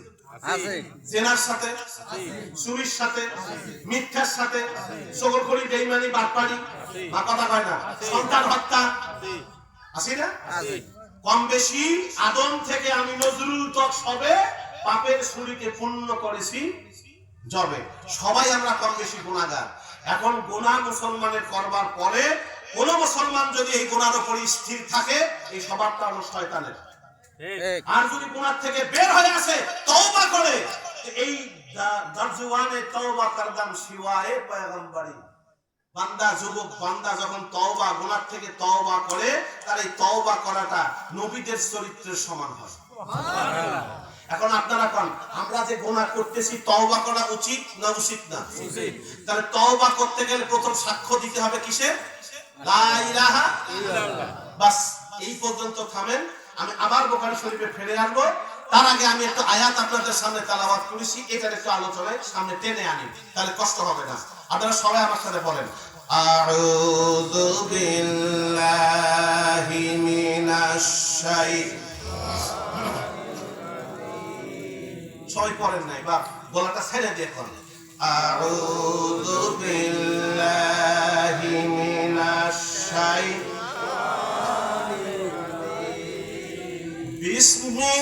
বিসমিল্লাহির রাহমানির রাহিম। ইয়া আইয়ুহাল্লাযীনা আমানুস্তাজিবু লিল্লাহি ওয়া লির-রাসূলি ইযা দাআকুম লিমা ইউহয়িকুম। সূরা কোন আল্লাহু আকবার। আল্লাহ বলতেছেন, হে ঈমানদারেরা, আল্লাহ এবং আল্লাহ রাসূল যখন তোমাদেরকে ডাকবে, এই ডাকে তোমাদের সাড়া দেওয়া আপনারা কোন। আল্লাহ আল্লাহ রাসূল যদি আমাদেরকে ডাকে, এই ডাকে সাড়া দেওয়া আমাদের জন্য কি হবে? ফরজ। কথা কয় না? ফরজ না সুন্নাত না ওয়াজিব না মুস্তাহাব? ফরজ। তা আল্লাহ এবং রাসূল কেন ডাকবেন? ওই আয়াতে আল্লাহ বলছেন যে লিমা ইউহয়িকুম, যখন তারা তোমাদেরকে ডাকবে জীবিত করার জন্য। বাজার কষ্ট না নিলে জবাব দিবেন। সাহাবায়ে কেরাম মরা মানুষ ছিল না জিন্দা মানুষ? বা কথা কয় না? আমরা মরা মানুষ না জিন্দা মানুষ? এই যে কোরআন হাদিস কার দরকার? মরা মানুষের না জিন্দা মানুষের? দিন জিন্দা করতে পারে কারা? মরা মানুষ না জিন্দা মানুষ? আরে বাবা কথা কন কারা? দিন কায়েম করতে পারে মরা মানুষ না জিন্দা মানুষ? হ্যাঁ, কোরআন রক্ষা করতে পারে, হেফাজত করতে পারে কারা? মরা মানুষ না জিন্দা মানুষ? তাহলে সাহাবায়ে কেরাম তো মরা মানুষ ছিল না, জিন্দা মানুষ। তাহলে জিন্দা মানুষের কি জিন্দা করবে গো? আল্লাহ তো কইছে ইয়া আইয়ুহাল্লাযীনা আমানুস্তাজিবু লিল্লাহি ওয়া লির-রাসূলি ইযা দাআকুম লিমা ইউহয়িকুম। জিন্দা মানুষের কি জিন্দা করবে? বুখারী শরীফ 2য় খণ্ড। ওলামা হযরত নোট করবেন, আমি আগামী কাল চলে গেলে আবার ফেতনা করেন না। দেওবান সাফার কিতাব থেকে আমি হাওলা দিচ্ছি, মূল কিতাব বুখারী শরীফ 2য় খণ্ড 948 পৃষ্ঠা। এই হাদিসটাই মুনতাখাবুল হাদিসের ভিতরে আনা হয়েছে কালেমার অধ্যায়, জিকিরের অধ্যায়। যার দিলে আল্লাহর জিকির আছে সে জিন্দা, যার দিলে আল্লাহর জিকির নাই সে হলো মরা। সুবহানাল্লাহ কবেন না? কি দিলের কথা বলা হয়েছে? কিসের কথা? বলো, দিলের কথা। যার দিলে আল্লাহর জিকির আছে সে কি? আর যার দিলে আল্লাহর জিকির নাই সে কি? এই জিন্দা আর মরার বিষয়টা কি? মানুষ জিন্দা থাকে কিভাবে, মরে যায় কিভাবে? আরে মানুষ জিন্দা থাকে অক্সিজেনের কারণে। 2 মিনিট যদি অক্সিজেন না পায় মানুষ মরে যাবে। কথা বলে না? তাহলে বেঁচে থাকার জন্য অক্সিজেন যতখানি জরুরি, দেহকে জিন্দা করার জন্য, দেহকে জীবিত রাখার জন্য আল্লাহর জিকিরও ততখানি। মা কথা কয় না? ঠিক। এই অক্সিজেন যা আমরা বেঁচে থাকি, এই অক্সিজেন প্রোডাকশন কিভাবে হয় বলতে পারেন? কথা বলেন। এই সবুজ শ্যামলিয়া গাছপালা দেখতেছেন না, এটা অক্সিজেন তৈরি করে। একটা সংক্ষেপ কথা বলছি, এখানে সূর্যের যখন রোদ পড়ে ক্লোরোফিল, এটা বলে ক্লোরোফিল। সূর্যের রোদটা গাছের পাতায় পড়ে, প্রত্যেকটা গাছের পাতায় পাতায় ক্ষুদ্র ক্ষুদ্র রন্ধ্র আছে, ছিদ্র আছে, এটা দিয়ে ক্লোরোফিল ঢোকে। আমরা যা ত্যাগ করি, এই যে নিঃশ্বাস, কার্বন ডাই অক্সাইড, এটা দূষিত, এইটা গাছ শোষণ করে। গাছ শোষণ করবার পরে বৃষ্টি যখন হয়, বৃষ্টিতে মাটির নিচে চলে যায়, এই মাটির নিচে রসটা গাছ শেকড় দিয়ে টেনে নেয়। তাহলে শেকড় দিয়ে রসটা টেনে নিল, পাতা দিয়ে ক্লোরোফিল নিল, আর আমরা যে কার্বন ডাই অক্সাইড ত্যাগ করি এটা নিল। এই তিনটা দিয়ে গাছ তৈরি করে দুইটা জিনিস, একটা হলো গ্লুকোজ আর একটা হলো অক্সিজেন। কি কি ভাই? গ্লুকোজ আর গ্লুকোজ, গ্লুকোজ যদি গাছে কম পড়ে, অভাব হয়, গাছটা মরে যায়, ফল হয় না, ফুল হয় না। এই গ্লুকোজের কারণে গাছে ফুল ফল জন্মে। আর অক্সিজেন যে প্রোডাকশন দেয়, এই অক্সিজেন বাতাসের ভিতরে ছাইড়া দেয়। বাজান একটা কথা মনে রাখি, মনে রাখেন, এই অক্সিজেন, পানি, আগুন, মাটি একটা মৌলিক পদার্থ না। যারা সায়েন্সে পড়েন তারা জানবেন, সব যৌগিক পদার্থ। এখানে বাতাসের ভিতরে অক্সিজেন আছে, কার্বন ডাই অক্সাইড আছে, নিয়ন আছে, হিলিয়াম আছে, অয়ন আছে, নানান রকমের গ্যাস আছে। এতগুলা গ্যাসের ভিতর থেকে আল্লাহ তাআলা যখন আপনি আমি নাক দিয়ে টানি, ইচ্ছা করলে আল্লাহ যে কার্বন ডাই অক্সাইড ছাড়ছি টান দেওয়ার সময় আল্লাহ ওই কার্বন ডাই অক্সাইডটা, দূষিত বাতাসটা আপনার আমার নাকে দিতে পারতেন, ঠিক কথা কয় না, ঠিক দিতে পারতেন না? সেটা কি দেন? কি দেন? পিওর অক্সিজেনটা। কেন? এখানে আল্লাহ তাআলা ফেরেশতা রেখে দিয়েছেন যে বান্দা যেটা ত্যাগ করে সে বান্দার জন্য যেটা ঠিক না, তুমি যেন সেটা দাও না। যেটা বান্দার জন্য আমি প্রোডাকশন দিছি গাছপালার মাধ্যমে, এইটার জন্য নাকের ভিতরে ঢোকে। এই নাকের ভিতরে যাওয়ার পরে এই গেট পালবে, এখানে আবার ফেরেশতা জিজ্ঞাসা করে, আল্লাহ আমি তো আউতুক, আমি ধরবো না ছেড়ে দেবো? আল্লাহ কয় উতুক উতুক ইলা আজালিহা, একে ছেড়ে দাও, এটা নির্দিষ্ট সময় আছে। এ তখন ছাড়তে থাকে, যখন আমার সময় শেষ আল্লাহ কয় উতুক খাবে অকবত ধরো, যেই ধরে শেষ। সুবহানাল্লাহ কব না? বাজার নামাজ কাজা করলাম, আমার আগের বক্তা আলোচনা করে গেছেন, আল্লাহর এত হুকুম অমান্য করলাম, ঘরের দরজা দিয়ে জেনা করলাম, মদ খাইলাম, সুদ ঘুষ করলাম, কত অপরাধ করলাম।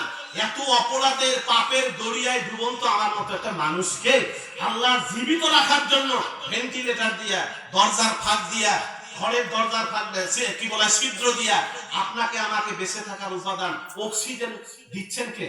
আল্লাহ। তাই এত অপরাধ করবার পরেও যে আল্লাহ আমাকে এত ভালোবাসেন, সেই ভালোবাসার বিনিময়ে দেওয়া উচিত না? উচিত। কথা পায় না, দেওয়া উচিত না? উচিত। আপনি আজ থেকে অন্তত এই ওয়াদা করুন যে আল্লাহ এত নিয়ামত দিয়েছে, শুকরিয়া আদায় করবার মতো না।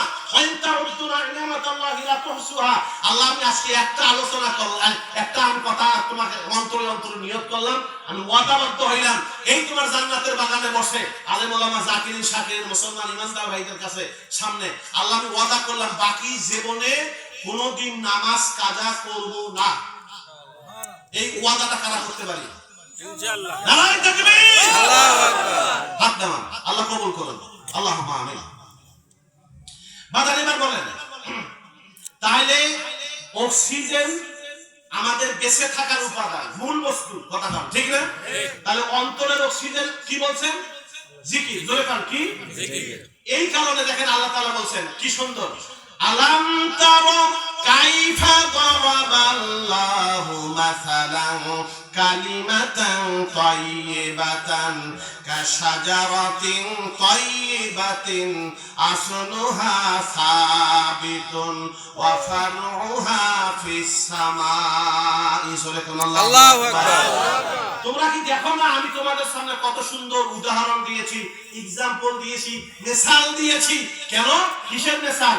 কালিমাতান তাইয়িবাতান, কালিমাতান তাইয়িবাতান কাশাজারাতিন তাইয়িবাতিন। কালেমা তাইয়িবা একটা পবিত্র গাছের মতো। আচ্ছা কালেমা তাইয়িবা কোনটা? লা ইলাহা, বলেন বলেন, লা ইলাহা ইল্লাল্লাহ। এই কারণে আল্লাহ রাসূল কইছে আফজালুজ যিকরি লা ইলাহা ইল্লাল্লাহ, সবচেয়ে বড় জিকির লা ইলাহা ইল্লাল্লাহ। বাবা বুঝেন নাই লা ইলাহা ইল্লাল্লাহ কি জিনিস? মুসা আলাইহিস সালাম আল্লাহর কাছে কইছে, আল্লাহ আপনি আমি আপনার সাথে কথা বলি, আমার নাম কালিমুল্লাহ রাখছেন, ও আল্লাহ আপনি এমন একটা ইসলাম আমারে শিখিয়ে দেন যাতে আমি জপতে পারি। আল্লাহ কয় মুসা তুমি বলো লা ইলাহা ইল্লাল্লাহ। মুসা আলাইহিস সালাম কয় আল্লাহ এটা তো বেহি কয় সবাই কয়, আমি চাইছিলাম একটা স্পেশাল আমারে দিবেন। আল্লাহ কয় মুসা রে, আরে লা ইলাহা ইল্লাল্লাহ এই কালেমা যদি এক পাল্লায় দেওয়া হয় আর এক পাল্লায় যদি 7 আকাশ 7 জমিন দেওয়া হয় কালেমার পাল্লা ভারী হবে। সুবহানাল্লাহ। 4টে শব্দ একটা বাক্য, এই শব্দটা মুসলমানকে দিবেন, এটা না হলে মুসলমান হওয়া যায় না। আর একটু আগে যে হাদিস বললাম মুসলিম শরীফের 76 পৃষ্ঠা, হ্যাঁ আমর ইবনে আস রাদিয়াল্লাহু তাআলা আনহু উনি বলেন আল্লাহ ইয়া রাসূলুল্লাহ আমি যে শর্ত দিতে চাই, প্রথম শর্তটা কি, ইয়া রাসূলুল্লাহ আমি যদি আপনার কাছে বায়াত নেই, তওবা করি, কালেমাটা পড়ি, আমার কি আগের গুনাহ maaf হবে? আল্লাহ রাসূল কি বললেন, হে আমর ইবনে আস তুমি কি জানো না যে কালেমা তার আগের জীবনে যা আছে সব গুনাহকে মিটাইয়া দেয়, মাফ করে দেয়। একটা বেচারার যত কোটি গুনাহ হোক, গুনাহ করতে করতে করতে আকাশ পর্যন্ত গেছে, 7 আকাশ 7 জমিন শেষ করেছে গুনাহ, ওই বান্দা যদি অন্তর থেকে বলে লা ইলাহা ইল্লাল্লাহ, সাথে সাথে আল্লাহ সব গুনাহ কালিমা লেপন করে দেয়। আমি কিছু জিজ্ঞেস করে রাখেন খালেস হয়, ইখলাসের সাথে হয়, ওই বাদদাল তু সাইয়্যাতিকুম হাসানা, আল্লাহ তাআলা তার গুনাহগুলোকে নেকি বানায় দেন। লা ইলাহা ইল্লাল্লাহ একটা কালেমা। দাদা আপনারা শিক্ষিত জনগোষ্ঠী, আপনারা কোন প্রথম আকাশের ওজন কত? বিজ্ঞানের মানুষ তো কেউ বলতে পারবেন এখানে পৃথিবীর ওজন কত? আরে কি বলে, দুনিয়া কোথায় আগায় গেছে গো। 6 × 10, খেয়াল রাখবেন, 6 × 10 টু দি পাওয়ার 21, এটা হলো পৃথিবীর ওজন। তাহলে পৃথিবীর ওজন যদি এগিয়ে হয়, 9টা গ্রহ, ওই চার্জারটা চার্জার 9টা গ্রহ, এই কথা বলো, 9টা গ্রহ, নক্ষত্র, নিহারিকা, নেবুলা, ছায়াপথ, উল্কাপিণ্ড, ব্ল্যাক হোল। প্রথম আকাশ ছায়া ধোঁয়া দিয়ে বানাইছে, দ্বিতীয় আকাশ লোহা দিয়া, তৃতীয় আকাশ তামা দিয়া, চতুর্থ আকাশ এই রূপা দিয়া, পঞ্চম আকাশ সোনা দিয়া, ষষ্ঠ আকাশ লাল ইয়াকুত পাথর দিয়া, সপ্তম আকাশ জমরজত পাথর দিয়া। আপনারা পারেন পদার্থ কিনা? কষ্ট না হলে কথা বলবেন বাজান, আমি একটু ডিসকাস করতেছি আপনাদের সাথে, কিন্তু বলেন এটা পদার্থ কিনা? পদার্থের ওজন আছে কিনা হুজুর? হ্যাঁ আছে। প্রথম আকাশের ওজন কত, দ্বিতীয় আকাশের ওজন কত, তৃতীয় চতুর্থ পঞ্চম ষষ্ঠ সপ্তম আকাশের ওজন কত? আল্লাহ কি কইছে মুসা রে, মুসা এক কালেমা যদি এক পাল্লায় দেওয়া হয় আর এক পাল্লায় যদি 7 আকাশ 7 জমিন দেওয়া হয়, তো কালেমার পাল্লা আফজালু যিকরি লা ইলাহা ইল্লাল্লাহ। এই কালেমাটা বলতে হবে কি দিয়া? বুখারী শরীফ প্রথম খণ্ড থেকে আমি এই হাদিসটাই শোনায়া আবার আলোচনায় ফিরে আসতেছি। আল্লাহ নবী সাল্লাল্লাহু আলাইহি ওয়াসাল্লাম এই হাদিস বলেছেন, বুখারী শরীফ প্রথম খণ্ড 13 পৃষ্ঠা।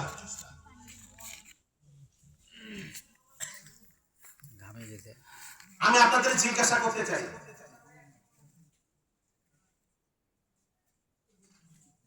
ওটা একটু ভেঙা করে দাও, ওর পাকে ভাষা দাও।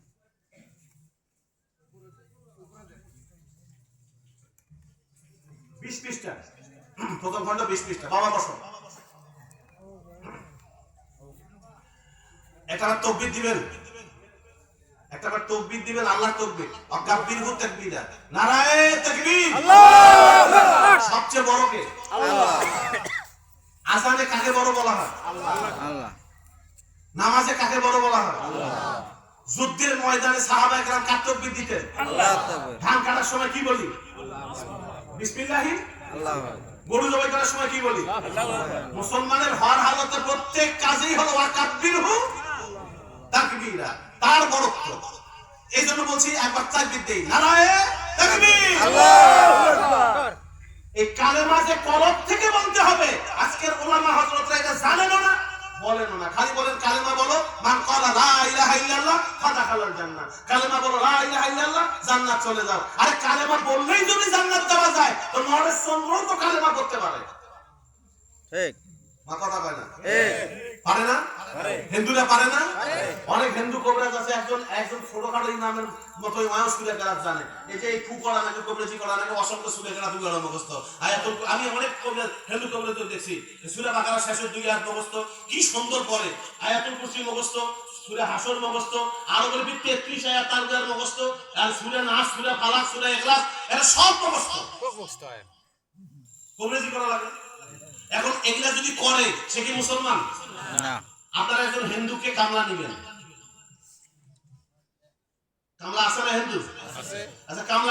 কামলা নেওয়ার পরে যদি আর বলেন যে কাকা তুই এনে বস, এই যে লঙ্গিটা নিয়ে স্নান করি আয়, স্নান করে আসি, আরে বস নাস্তা খা, নাস্তা খেয়া দেয় কই যখন তসবি দিলেন এতে ধর ক আল্লাহ আল্লাহ আল্লাহ আল্লাহ লা ইলাহা ইল্লাল্লাহ লা ইলাহা ইল্লাল্লাহ লা ইলাহা ইল্লাল্লাহ, এটা কি বলে তোর আজ কামলা এইটা। আপনারা বলেন এ করতে পারবে কিনা? পারবে পারবে পারবে কিসের জায়গা কইবে, মুখে বলবে, মনে মনে কইবে যে বাবা এইটাই তো জীবনের শেষ কামলা, তোর বাড়িতে আর আমি কামলা মেরেছেন ঠিক তাহলে কালেমাটা মুখে মুখে অমুসলিমরাও বলতে পারে কথা কন, কিন্তু কলম দ্বারা বলতে পারে না। খাঁটি ইমানদার ছাড়া কলম সেন্ডা হবে না। আসেন হাদিসটা শুনি। আচ্ছা, রসুলের সাফায়াত ছাড়া গতি আছে হুজুর? না, কথা কয় না। সাফায়াত দুই প্রকার, সাফায়াতে কোবরা, সাফায়াতে সগরা। আমাদের হুজুররা খালি ফতোয়া দিতে দিতে শেষ করছে, নবীও নাকি সেদিন কইবে নাফসি নাফসি। নাউজুবিল্লাহ। আরে বুখারী শরীফে হাদিস আছে, অন্যান্য নবীরা যখন নাফসি নাফসি বলবে, সমস্ত উম্মতের ভিতরে একটা দল খুঁজতে থাকবে, খুঁজতে খুঁজতে গিয়া আদম আলাইহিস সালামের কাছে যাবে। বুখারীতে আছে শেষের দিকে দ্বিতীয় খণ্ডে আদম আলাইহিস সালামের কাছে যাবে। আদম আলাইহিস সালাম পাঠায় দিবেন নূহ আলাইহিস সালামের কাছে, উনি পাঠায় দিবেন ইব্রাহিম আলাইহিস সালামের কাছে, উনি পাঠায় দিবেন মুসা আলাইহিস সালামের কাছে, উনি পাঠায় দিবেন ঈসা আলাইহিস সালামের কাছে, ঈসা আলাইহিস সালাম পাঠায় দিবেন মুহাম্মদুর রাসূলুল্লাহ রাসূলের কাছে। উনি যখন যাবেন খুঁজতে খুঁজতে গিয়ে দেখবেন আল্লাহর নবী আরশের খাম্বা ধরে সেজদায় পড়ে কাঁদতেছেন, রাব্বি হাবলি উম্মতি, আল্লাহু আকবার, কাঁদতেছেন। তখন আল্লাহ তাআলা বলবেন, হে নবী মাথা উঠান, আপনি যা বলবেন শোনা হবে, যার জন্য সুপারিশ করবেন কবুল করা হবে, যে দোয়া করবেন কবুল করা হবে। সুবহানাল্লাহ। এটা হলো সাফায়াতে কুবরা। কিন্তু সাফায়াতে সগরার ক্ষেত্রে কোরআন শরীফ আপনার পক্ষে সুপারিশ করবে, এলেম আপনার পক্ষে সুপারিশ করবে, একটা গাছ বৈশা জিকির করছেন সেটা সুপারিশ করবে, হাজারে আসওয়াদ আপনার জন্য সুপারিশ করবে। সুবহানাল্লাহ কবেন না? অসংখ্য বিষয় আপনার জন্য সুপারিশ করবে। একদম খাঁটি আলেমও আপনার জন্য সুপারিশ করবে, এক মুসলমান আরেক মুসলমানের জন্য সুপারিশ করবে। সুবহানাল্লাহ কব না? তো নবীর সুপারিশ দ্বারা উপকৃত হতে চাই কারা কারা? সবাই। আল্লাহ আপনি কবুল আর মঞ্জুর করুন। আল্লাহ কইছে, আল্লাহ নবী কইছে, আমি চা খাই না, আমার একটু গরম পানি দাও, না হয় আমার আদা আছে, আমি পানি খাওয়া বক্তা পাবে।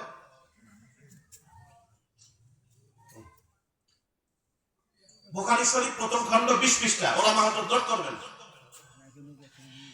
এই হাদিসটা মুনতাখাবুল হাদিসে ছাপায় ভুল আছে, আমি অনেকবার বলেছি, ঢাকা কাছাইলেও বলেছি। দেখেন এখানে বলছেন আসআদুন নাসি বিশাফাআতি ইয়াউমাল কিয়ামাতি মান ক্বালা লা ইলাহা ইল্লাল্লাহ খালিসান মিন কলবিহি আও নাফসিহি। সুবহানাল্লাহ। সুবহানাল্লাহ। কি বলছেন?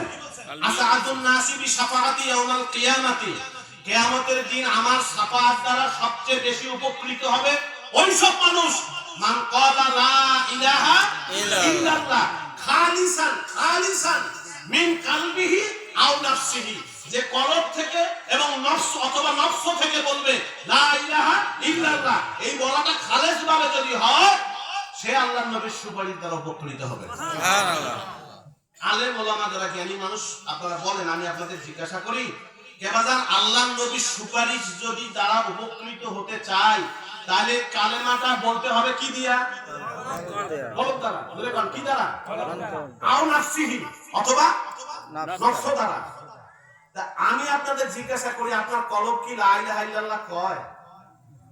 জিজ্ঞাসা করলে তো কয় হুজুর আমি তো কালেমা পড়ি, লা ইলাহা ইল্লাল্লাহ সকালে পড়ি, বিকালে পড়ি, 12 তসবিহ 13 তসবিহ করি। বাজার আপনি সকাল বিকাল জবানি জিকির করেন, কোনো বাধা নাই, কোনো আপত্তি নাই, জবানি জিকির জায়েজ আছে, তবে এর হদও আছে, সীমাও আছে। কথা বল ঠিক না? ঠিক। ইদানিং কিছু বের হইছে, যারা বাউল জগতে আছেন এই ভাইদের অনুরোধ করি, মানুষ যদি মানুষকে ভালো না বাসে সে আল্লাহকে পায় না। সারা রাত সামা গাইলেন, অসংখ্য মানুষের ঘুম নষ্ট করলেন।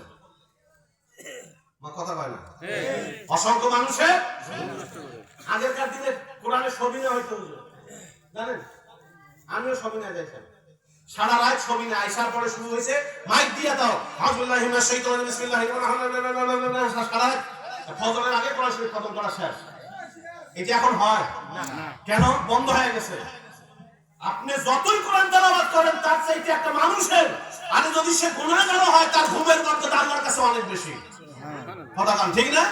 সারা রাত সানা গাইলেন, জিকির করলেন, মানুষের ঘুম নষ্ট করলেন, আপনি জিন্দেগিতে সাধনা করে আল্লাহকে পাবেন না। আমি সিরাজু বলে গেলাম, জিন্দেগিতে পাবেন না। মানুষকে ভালোবাসেন। আল্লামা ইকবাল বলছে যে যদি মানুষকে ভালোবাসে, কারো মুখে হাসি ফুটায়, কোন মানুষ আর এক মানুষের হাসি ফুটায়, সে হোক হিন্দু, বৌদ্ধ, খ্রিস্টান, মুসলিম, অমুসলিম, নামাজি, বেনামাজি, সে যেই হোক, বুঝদার, আলেম, বেআলেম, যে কোনো মানুষের মুখে যদি হাসি ফুটায়, আল্লামা ইকবাল বলছেন সহস্র বছর সাধনার থেকে উত্তম। আমরা মানুষকে কষ্ট দেই, মানুষকে জমির আয় কাটি, ওজনে কম দেই, 5 টাকার ভিতর 6 টাকা ঢুকিয়ে দিলাম, অটোওয়ালাকে বাসওয়ালাকে 2 টাকা কম দিয়ে কৃতিত্ব নিলাম, বোনের জমি খাইলাম, ভাইকে ঠগাইলাম, মেয়েকে জমি দিলাম না, আর মসজিদে গিয়ে আল্লাহকে খোঁজেন, এই জীবনে কোনোদিন আল্লাহকে পাবেন না। আপনার জন্য জান্নাত হারাম। আপনি আল্লাহকে পেতে চান, আগে মানুষের মুআমালাত মুবাশারাত লেনদেন ঠিক করুন। আপনার কাছে যেন একটা মানুষও এই দাবি করে না ওই লোকটা আমাকে ঠকিয়েছে।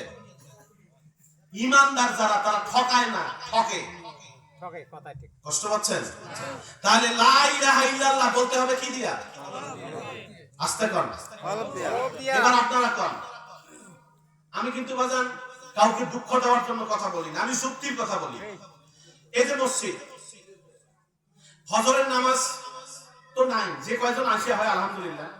ফজরের নামাজের পরে একটা লোক মসজিদের কানে যদি বসি জলি জিকির করে, লা ইলাহা ইল্লাল্লাহ, লা ইলাহা ইল্লাল্লাহ, কানে বসে জিকির করে। একটা লোক এরকম হতে পারে যে জামাত পায় নাই, ওই লোকটা আসিয়ে উজু করে যদি বারান্দায়ও দাঁড়ায়, আপনার জ্ঞান, বিবেক, বুদ্ধি কি বলে? আপনার নামাজটা কি খাঁটিভাবে পড়া সম্ভব? আওয়াজে সম্ভব? এবার ধরেন তবলিগের ভাইরা সকাল বিকেলে একটু বয়ান করে, কেতাবি তালিম দেয়, তাই না? বয়ান করে না? আচ্ছা, একটা লোক যদি ধর আমি মসজিদের কানে বসি জলি থেকে শুরু করলাম, আচ্ছা যারা বয়ান করে হুজুর তারা কি খাঁটিভাবে বয়ান করতে পারবে শান্তিমতো? আচ্ছা সবাই কি তরিকে করে? কথা কয় না। সবাই কি তবলিগ করে? আমাদের সমাজের কিছু মানুষ আছে সবাই কয় যে সবাইকে তবলিগ করা লাগবে, সবাইকে কি বলে চরমানি করা লাগবে, সবাইকে জামাত করা লাগবে, সবাইকে খাস মোজাদ্দা দিয়ে করা লাগবে, সবাইকে আমার তরিকে আইসে লাগবে। না ভাই, এই যে পাগলের বুঝ। সব মানুষ আমার দলে আসবে না, সব মানুষ সব এক দলে যাবে না, এটাই নিয়ম। কথা কয়, এটা নিয়েই চলতে হবে। মত, ভিন্ন মত, সহমত, এটা নিয়েই সমাজ ব্যবস্থা। আপনার আমার মতের কম বেশ থাকতে পারে, কিন্তু শ্রদ্ধা, ভালোবাসার সম্পর্কের জন্য কমতি না হয়। এখন মনে করেন যেই লোকটা সকালবেলা মনে করলো ফজরের নামাজ তো পড়লাম, আমি একটা সূরা ইয়াসিন পড়ি, হুজুরে কইছে সূরা ওয়াকিয়া পড়লে এত সওয়াব, আমি সূরা ওয়াকিয়াটা পড়ি। আপনারা কোন, আমি যদি জোরে জিকির করি আর একজন যদি সূরা ওয়াকিয়া পড়ে তেলাওয়াত করতে শুরু করে, আচ্ছা ওনার কি তেলাওয়াত খাঁটিভাবে করতে পারবে? আরেকজন পীরের মুরিদ তাকে সবক দিছে যে তুমি এই সবকটা ফজরের পর পড়বে, উনি সবকটা মসজিদের আরেক কানিতে আদায় করবে, পারবে? তাহলে বুদ্ধিমানের কাজ কি? জিকির জোরে করা না আস্তে করা? কারণ আছে, জোরে জিকির করার চাইতে আস্তে জিকির করার দাম 70 গুণ বেশি। প্রকাশ্য ইবাদতের চাইতে গোপন ইবাদতের দাম কত গুণ? 70 গুণ বেশি। আস্তে বলেন, 70 গুণ বেশি। আপনি জবানে করেন সুবহানাল্লাহ সুবহানাল্লাহ সুবহানাল্লাহ, এটা 70 বার করেন, আপনি যে সওয়াব পাবেন, মনে মনে সুবহানাল্লাহ বলার সাথে সাথে আপনি তার চেয়ে বেশি সওয়াব পেয়ে যাবেন। সুবহানাল্লাহ। এখন মনে মনে জিকির করা এইটা বুদ্ধিমানের কাজ না জোরে জোরে জিকির করা বুদ্ধিমানের কাজ? হ্যাঁ, মনে মনে মানে কি? দিলে দিলে কথা কয় না। মনে মনে মানে কি? আরবি কি? কলবে কলবে, অন্তরে অন্তরে। কথা কয় ঠিক না? অন্তরে জিকির করতে হবে, মনে মনে জিকির করতে হবে। কেন? শয়তান থাকে কোথায়? কলবে। আর শয়তান জাসিমুন আলা কলবি ইবনে সাইকেল কিনে দিয়েছেন আপনার ছেলেকে, কষ্ট পাচ্ছেন? মায়েরা শুনবেন, সাইকেল কিনে দিয়েছেন আপনার ছেলেকে, আপনার ছেলে সাইকেল চালাতে যায় হঠাৎ করে অ্যাক্সিডেন্ট করছে, ডান পা অথবা বাম পা ভাঙিয়ে ফেলাইছে, পাশাপাশি যারা অ্যাক্সিডেন্টের পাশে ছিল তারা ধরাধরি করে নিয়ে কাউনিয়া হসপিটাল নিয়ে গেছে। এখন আপনিও সংবাদ পেয়ে পরে সাইকেল মেরে গেছেন, গিয়ে দেখেন ডাক্তার সাহেব কপাল ব্যান্ডেজ করে দেয়। মানবেন? কোন পাগলে মানবে না। আচ্ছা ধরেন ডাক্তার সাহেব জিজ্ঞাসা করলাম, হুজুর আমি জিজ্ঞাসা করলাম, এই ডাক্তার সাহেব এটা কি করতেছেন? আমার ছেলে পা ভাঙছে, কামড়াইতেছে, আর আপনি কপাল ব্যান্ডেজ করেন। এখন ডাক্তার সাহেব আপনাকে যুক্তি দিয়ে উত্তর দিল, বাজান এই কপালের দোষেই তো পা ভাঙছে, তা আমি কপালটা ব্যান্ডেজ করে দিলাম যাতে ভবিষ্যতে আর না ভাঙে। মানবেন না। মা কথা কন? কোন পাগল মানবে? কোন মূর্খ লোক সাদা মাথা লোক মানবে? কেন ভাঙছে কোথায়? শয়তান থাকে কোথায়? আমি বলি নাই জবানি জিকির জায়েজ নাই, আপনি 1000 বার জিকির করেন, জবানে কোরআন তেলাওয়াত করেন, নামাজ পড়েন, তাসবিহ করেন, দোয়া মাসনুন করেন, জবানি জিকির করেন, কিন্তু শয়তান থাকে কোথায়? তা হানাটা দেওয়া লাগবে কোথায়? কষ্ট করছেন আপনারা? তা কলবে জিকিরটা কি? লা ইলাহা ইল্লাল্লাহ খালিসান মিন কলবিহি আও নাফসিহি। কোন বান্দা যদি কলব থেকে অথবা নফস থেকে বলে লা ইলাহা ইল্লাল্লাহ ফাদাখালাল জান্নাহ, সে জান্নাত চলে যাবে। জোরে কোন সুবহানাল্লাহ। এখন এই যে কলব দিয়ে যে কালেমা বলাটা, আচ্ছা এইটা কি আপনি নিজে নিজে পারবেন? যদি পারেন কারো কাছে যাওয়ার দরকার নেই। আপনি যদি নিজে নিজে পারেন কারো কাছে যাওয়ার দরকার নেই। এটার আবার কোরআন শরীফে নিয়ম আছে। আল্লাহ তাআলা বলে দিয়েছেন যে কলব যে জিকির, কলব যখন জিন্দা হবে, তার জিন্দা হলে তার ক্রাইটেরিয়া কি, কিভাবে বুঝবো কলব জিন্দা হয়েছে? ইজা যুকিরাল্লাহ যাহাবা আলা বিযিকরিল্লাহি তাতমাইন্নুল কুলুব। যুকিরাল্লাহ যাহাবা, বান্দার দিলটা, কলবটা যখন জিকিরময় হয়ে যায়। আচ্ছা আমি আপনাদের জিজ্ঞাসা করি, বাজান জিকিরময় কারে বলে? সকালে 1 ঘন্টা জিকির করা, বিকালে 1 ঘন্টা জিকির করা, এটাকে কি জিকিরময় কয়? না। বুখারী শরীফ 2য় খণ্ড 744 পৃষ্ঠা কিতাবুত তাফসীর সূরা নাসের তাফসীর থেকে আমি শুনাইলাম। এখানে বলছেন যে ইজা যুকিরাল্লাহ যাহাবা সুম্মা লাম ইয়াসকুরিল্লাহ সাব্বিতালা কালবি। যে বান্দার যখন কলবটা জিকিরময় হয়, যুকিরাল্লাহ, ওলামা হযরত দেখবেন এটা মাজহুরে সিগা, যাকারাল্লাহ না, যুকিরাল্লাহ। বান্দার কলবটা যখন জিকিরকৃত হয়, জিকিরময় হয়, তখন শয়তান পালায়, ফাজাহাবা ভাগিয়ে যায়। সুম্মা অথবা লাম ইয়াসকুরিল্লাহ, যদি বান্দার জিকির না হয়, ছেড়ে দেয়, সাব্বিতালা কালবিহি, শয়তান তার কলবের উপরে প্রতিষ্ঠা লাভ করে। এবার আপনারা কোন শয়তান যদি আমার কলবটা দখল করে নেয়, আমার নামাজটা খাঁটি হোক, এটা চাবে না? কথা কয় না। আপনি আমিন জোরে করে রাস্তা করেন, হাত মুখ বাঁধেন, আপনি সব বাঁধেন, কোন তরিকার কোন দলের মাযহাব মানেন না না মানেন, যদি শয়তান আমার দখলটা বাবা দখল করে নেয়, ওর দখলে চলে যায়, আপনি কোন আমার নামাজ রোজা হজ যাকাত সিরিয়া বক্তৃতা জিকির আজকার এখনই সহি হবে না। এটা আল্লাহর দরবারে কবুল হোক, আমি আল্লাহর দরবারে একজন কবুলিয়াত বান্দা হই, ভালো বান্দা হই, হ্যাঁ মুহিব্বিন বান্দা হই, আল্লাহর আশিক হই, এটা কি শয়তান চাইবে? এখন আমি আপনাদেরকে জিজ্ঞাসা করি, শয়তান এত দুনিয়ার ভালো জায়গা রেখে এই জায়গাটায় কেন? আলেমদের বলা উচিত না? মা কথা কয় না। আরে শয়তানকে পরাজিত করতে পারলেই তো আমরা আমাদের বুঝি, আর কিছুই করা লাগে না। কষ্ট পাচ্ছেন? তাহলে শয়তান থাকে কোথায়? এখন জিকির হওয়া লাগবে কোথায়?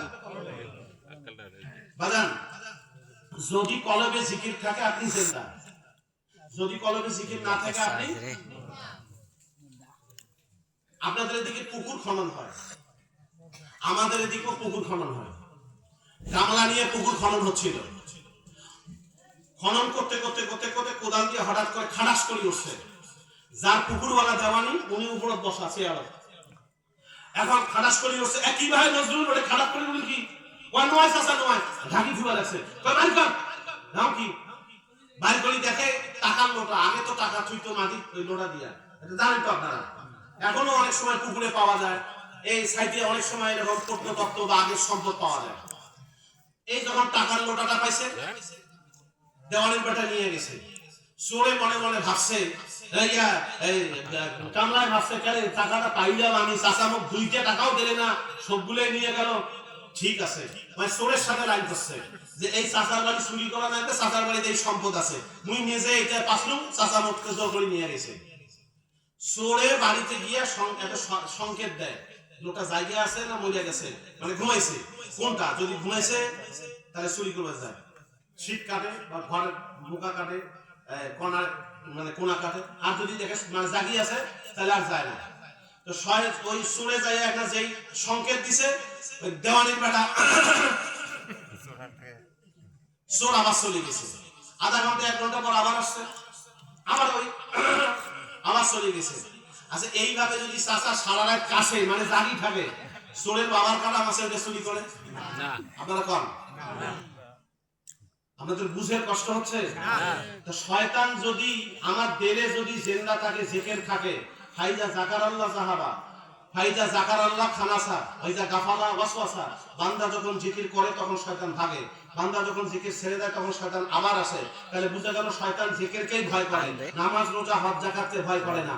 এর দলিল দেখেন এই বুখারী শরীফ প্রথম খণ্ড 464 পৃষ্ঠা, এখানে আছে হাদিস, অনেক কটা হাদিস আছে এখানে। সেখানে বলা হয়েছে যে বান্দা যখন নামাজে আযান যখন দেয় তখন শয়তান বায়ুর সাথে সাথে পালায়, আবার যখন ইকামত দেয় তখন পালায়, আবার ফিরে আসে। বান্দা যখন নামাজে দাঁড়ায়, নামাজ শুরু করে, তখন ওই শয়তান নামাজীদের কলবের ভিতর আসিয়া কয় উস্কুর কাজা বা কাজা, এই কথা খেয়াল কর, এই কথা মনে কর, তখন নামাজ থেকে আপনার আমার মনটা দূরে চলে যায়। কথা কর ঠিক না? যে এইভাবে নামাজটা যে নিয়ে গেল, কে নিয়ে গেল? কথা কয় না কে? তাহলে বুঝে গেল নামাজ শয়তানের হাত থেকে আমাকে বাঁচাইতে পারলো না পারলো না। যদি পারতই ভাই, কত নামাজি নামাজ পড়ে, নামাজ পড়িও মিছে কথা কয় বা কথা কয় না, নামাজ পড়িও 2 নাম্বারই করে, চুরি করে, ডাকাতি করে, কথা কয় না, ঘুষ খায়, সুদ খায়। বাজান তাহলে নামাজ রোজা হজ যাকাত সিল্লা বক্তৃতা যতটুকু আল্লাহ ইবাদত করার সুযোগ দিচ্ছে, আপনারা বলেন এটাকে খাঁটি করা দরকার না খাঁটি বাদ দিয়ে খালি নামাজ পড়া দরকার? আমার কয়েক না আমাদের বিরুদ্ধে কথা কিছু নামাজ পড়ে বাধা কাছে না হয়। নামাজ রোজা হজ যাকাত আল্লাহর সমস্ত হুকুমকে খাঁটি করার জন্য আপনার আমার উচিত কি? উচিত কি বলেন? খাঁটি করা না মানে অপরিশুদ্ধ করা? খাঁটি করতে গেলে কি করা লাগবে? শয়তান তাহলে থাকবে না বের হবে? বা কথা কয় না? হ্যাঁ বের করা লাগবে। শয়তান বের করতে গেলে কি লাগবে? হ্যাঁ জিকির কোথায় লাগবে? জবানে না কলবে? কোথায়? কলবে। হ্যাঁ জবানি জিকির করতে করতে কলবে চলে যায়, এটাও ঠিক। কিন্তু সারা জীবন জবানি জিকির করতে করতে কলবে চলে গেল। আর আমি যদি কোনো মানুষের কাছে গিয়া একটা পদ্ধতি শিখে নেই, যেই পদ্ধতিতে 40 দিনের ভিতরে আমার কলব কয় লা ইলাহা ইল্লাল্লাহ, লা ইলাহা ইল্লাল্লাহ, আল্লাহ আল্লাহ, ঘুম নির্ঘুম চলা ফিরা উঠা বসা হর হালতে যদি ঘুম এই কলবটা আমার কইতে থাকে লা ইলাহা ইল্লাল্লাহ, লা ইলাহা ইল্লাল্লাহ, লা ইলাহা ইল্লাল্লাহ, আচ্ছা এটা লাভ না ক্ষতি? হ্যাঁ অটোমেটিক যদি কলমা কয় আপনার দেন, আমি কোন তরিকা তা আমি জানি না, আমি কবি করেন কিনা জানি না, আপনি আহলে হাদিস না হানাফি, আমি যদি মুসলমান হন আপনার দেল যদি অটোমেটিক জিকির করে এটা আপনার লাভ না? এই যে অটোমেটিক যে কলবটা জিন্দা হবে জিকির করবে, আচ্ছা এটা একটা বিদ্যা কিনা হুজুর? বিদ্যা কথা কয় না? এই বিদ্যা যিনি জানেন তার কাছে শিখে নেওয়া লাগবে না? লাগবে। হাদিসের জ্ঞান পাইতে গেলে মুহাদ্দিসের কাছে যেতে হবে, তাফসীরের জ্ঞান পাইতে গেলে মুফাসসিরের কাছে যেতে হবে। আপনি যদি আপনার ছেলেকে ডাক্তার বানাইতে চান আরেকজন ডাক্তারের কাছে পাঠিয়ে দিতে হবে। আপনার ছেলেকে যদি ইঞ্জিনিয়ার বানাইতে চান আরেকজন ইঞ্জিনিয়ারের কাছে দেওয়া লাগবে। ঠিক বা কথা কয় না? এখন আপনি আপনার ছেলেকে ধরেন ঢাকা বুয়েটে ভর্তি করায় দিয়া বুয়েটের টিচারদেরকে বলতেছেন কিয়া স্যার আমার ছেলে তো গোল্ডেন এ প্লাস পাইছে, আপনাদের পদ্ধতি লাগবে না, আমার ছেলে যে পদ্ধতিতে শিখতে চায় ওই পদ্ধতিতে শিখাবেন। শিখাবেন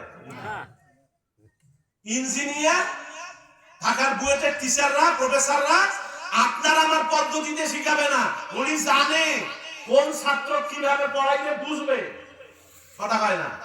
উনি শর্ট কোর্স আবিষ্কার করবে, উনি একটা পদ্ধতি বের করবেন, সহজে সেই পদ্ধতি দিয়া আমার ছেলেকে একটা বুয়েট থেকে ভালোই দক্ষ ইঞ্জিনিয়ার স্কিলফুল একেবারে বিজ্ঞানী একটা ছেলে আমার সামনে উপহার দেবে, এটা তো নিয়ম। এখন আপনার যে কলব জিন্দা করা লাগবে, লাগবে না? লাগবে। কথা কয় না? লাগবে। এটা যিনি জানেন তার কাছে যাওয়া লাগবে না? লাগবে। এখন জানেন তার কাছে যান, গিয়ে শিখে আসেন। সেটা চরমনাই হোক, সচ্ছিনা হোক, জামাত ইসলাম হোক, অমুক হোক, তমুক হোক, আমার ইমাম সাহেব হুজুর হোক, মুয়াজ্জিন সাহেব হুজুর হোক, আমার সভাপতি সাহেব হুজুর হোক, সিরাজুল হুজুর হোক, যার কাছে যে বিদ্যাটা পাওয়া যায় মানুষের উচিত তার কাছ থেকে সেই জ্ঞানের কথাটা সংগ্রহ করা। ঠিক না? যার কাছে যেটা জ্ঞান পাওয়া যায়। আরে বাবা, ইমাম আবু হানিফা রাহিমাহুল্লাহু তাআলা আনহু কুকুর কখন সারানো হয় এই বিদ্যা হাসিল করেছেন একজন মুসির কাছ থেকে, জুতা পালিশ করে। তাহলে বুঝা গেল জ্ঞান আহরণের ক্ষেত্রে যেখানে দেখিবে ছাই খুঁজিয়া দেখো ভাই, কথা কান, পাইলেও পাইতে পারো অমূল্য রতন। বাজান, লালন বইল জল পিপাসায় থাকতে নদী মেঘনা, যার আপন খবর আপন আর হয় না। লালনের বাড়ি হলো মেঘনার তীরে, অথচ মেঘনার জল দিয়ে তার তৃষ্ণা নিবারণ হইল না, সেই গান গাইছে। বাজান, বাড়ির পাশেও আপনার আরসি নগর থাকতে পারে, এই যে কথাগুলো যে কইছে, বাড়ির পাশেও আপনার আরসি নগর থাকতে পারে, বাড়ির পাশেও ভালো মানুষ থাকতে পারে, বাড়ির পাশেও এই বিদ্যাটা থাকতে পারে। আপনার উচিত বাড়ির ছেলে হোক, তারির ছেলে হোক, আমি বিদ্যা শিখবো, কলম আমার জেন্দা হবে, শয়তান ভাগবে, নামাজ রোজা হাত দেখা খাঁটি হবে, আমি একজন খাঁটি ইমানদার হয়ে আল্লাহর ক্ষমাপ্রাপ্ত বান্দা হয়ে দুনিয়া থেকে বিদায় হব। এটাই তো উদ্দেশ্য, তাই না? বাস, আল্লাহর রাস্তায় আপনার কাছে দাওয়াত দিলাম। আমি এই বিদ্যাটাই মানুষকে শিখাই, কোরআন হাদিস সম্মত এই বিদ্যাটাই মানুষকে শিখাই। টাকা লাগে না, টাকা লাগে না। আমরা ভোট করি না, আমরা রাজনীতি করি না। যাদের রাজনীতির পাঠ তারা করবে, যাদের ভোটের দরকার তারা করবে। আমাদের দরকার মানুষের জেলটা পরিবর্তন করে দেওয়া। যদি অন্তর না বদলায় বাহিরে যতই ভালো হয় লাভ। এই জন্য ইমাম বুখারী রাহমাতুল্লাহি আলাইহি এই বুখারী শরীফের 13 পৃষ্ঠা, মুসলিম শরীফের 28 পৃষ্ঠার বিশেষের ভিতরে 76 সব হাদিস গ্রন্থের ভিতরে হাদিস আনছেন। আলা ইন্না ফিল জাসাদিল মুদগাতান ইযা সালুহাত সালুহাল জাসাদু কুল্লু ওয়া ইযা ফাসাদাত ফাসাদাল জাসাদু কুল্লুহু আলা ওয়া হিয়াল কালব। এ দুনিয়ার মানুষ শোনো, আল্লাহ তোমাকে একটা গোশতের টুকরা দিয়েছেন। এই গোশতের টুকরাটা যদি পাক হয়, পবিত্র হয়, গোটা মানুষটা পাক পবিত্র হয়, পরিশুদ্ধ হয়। এটা যদি নাপাক থাকে, অপবিত্র হয়, অপরিশুদ্ধ হয়, গোটা মানুষটা নাপাক অপরিশুদ্ধ হয়ে যায়। আলা ওয়াহিয়াল কালব, এইটার নাম হচ্ছে কলব। জোরে কান সুবহানাল্লাহ। আমার ভাইরা, আমি যে কথাগুলো বলতে চাই, আমার জবান বলে না অন্তর বলে? আমি যেটা দেখতে চাই চোখ দেখে না, অন্তর দেখার নির্দেশ দেয়। চোখ কার কথা শোনে? পাও কার কথা শোনে? হাত কার কথা শোনে?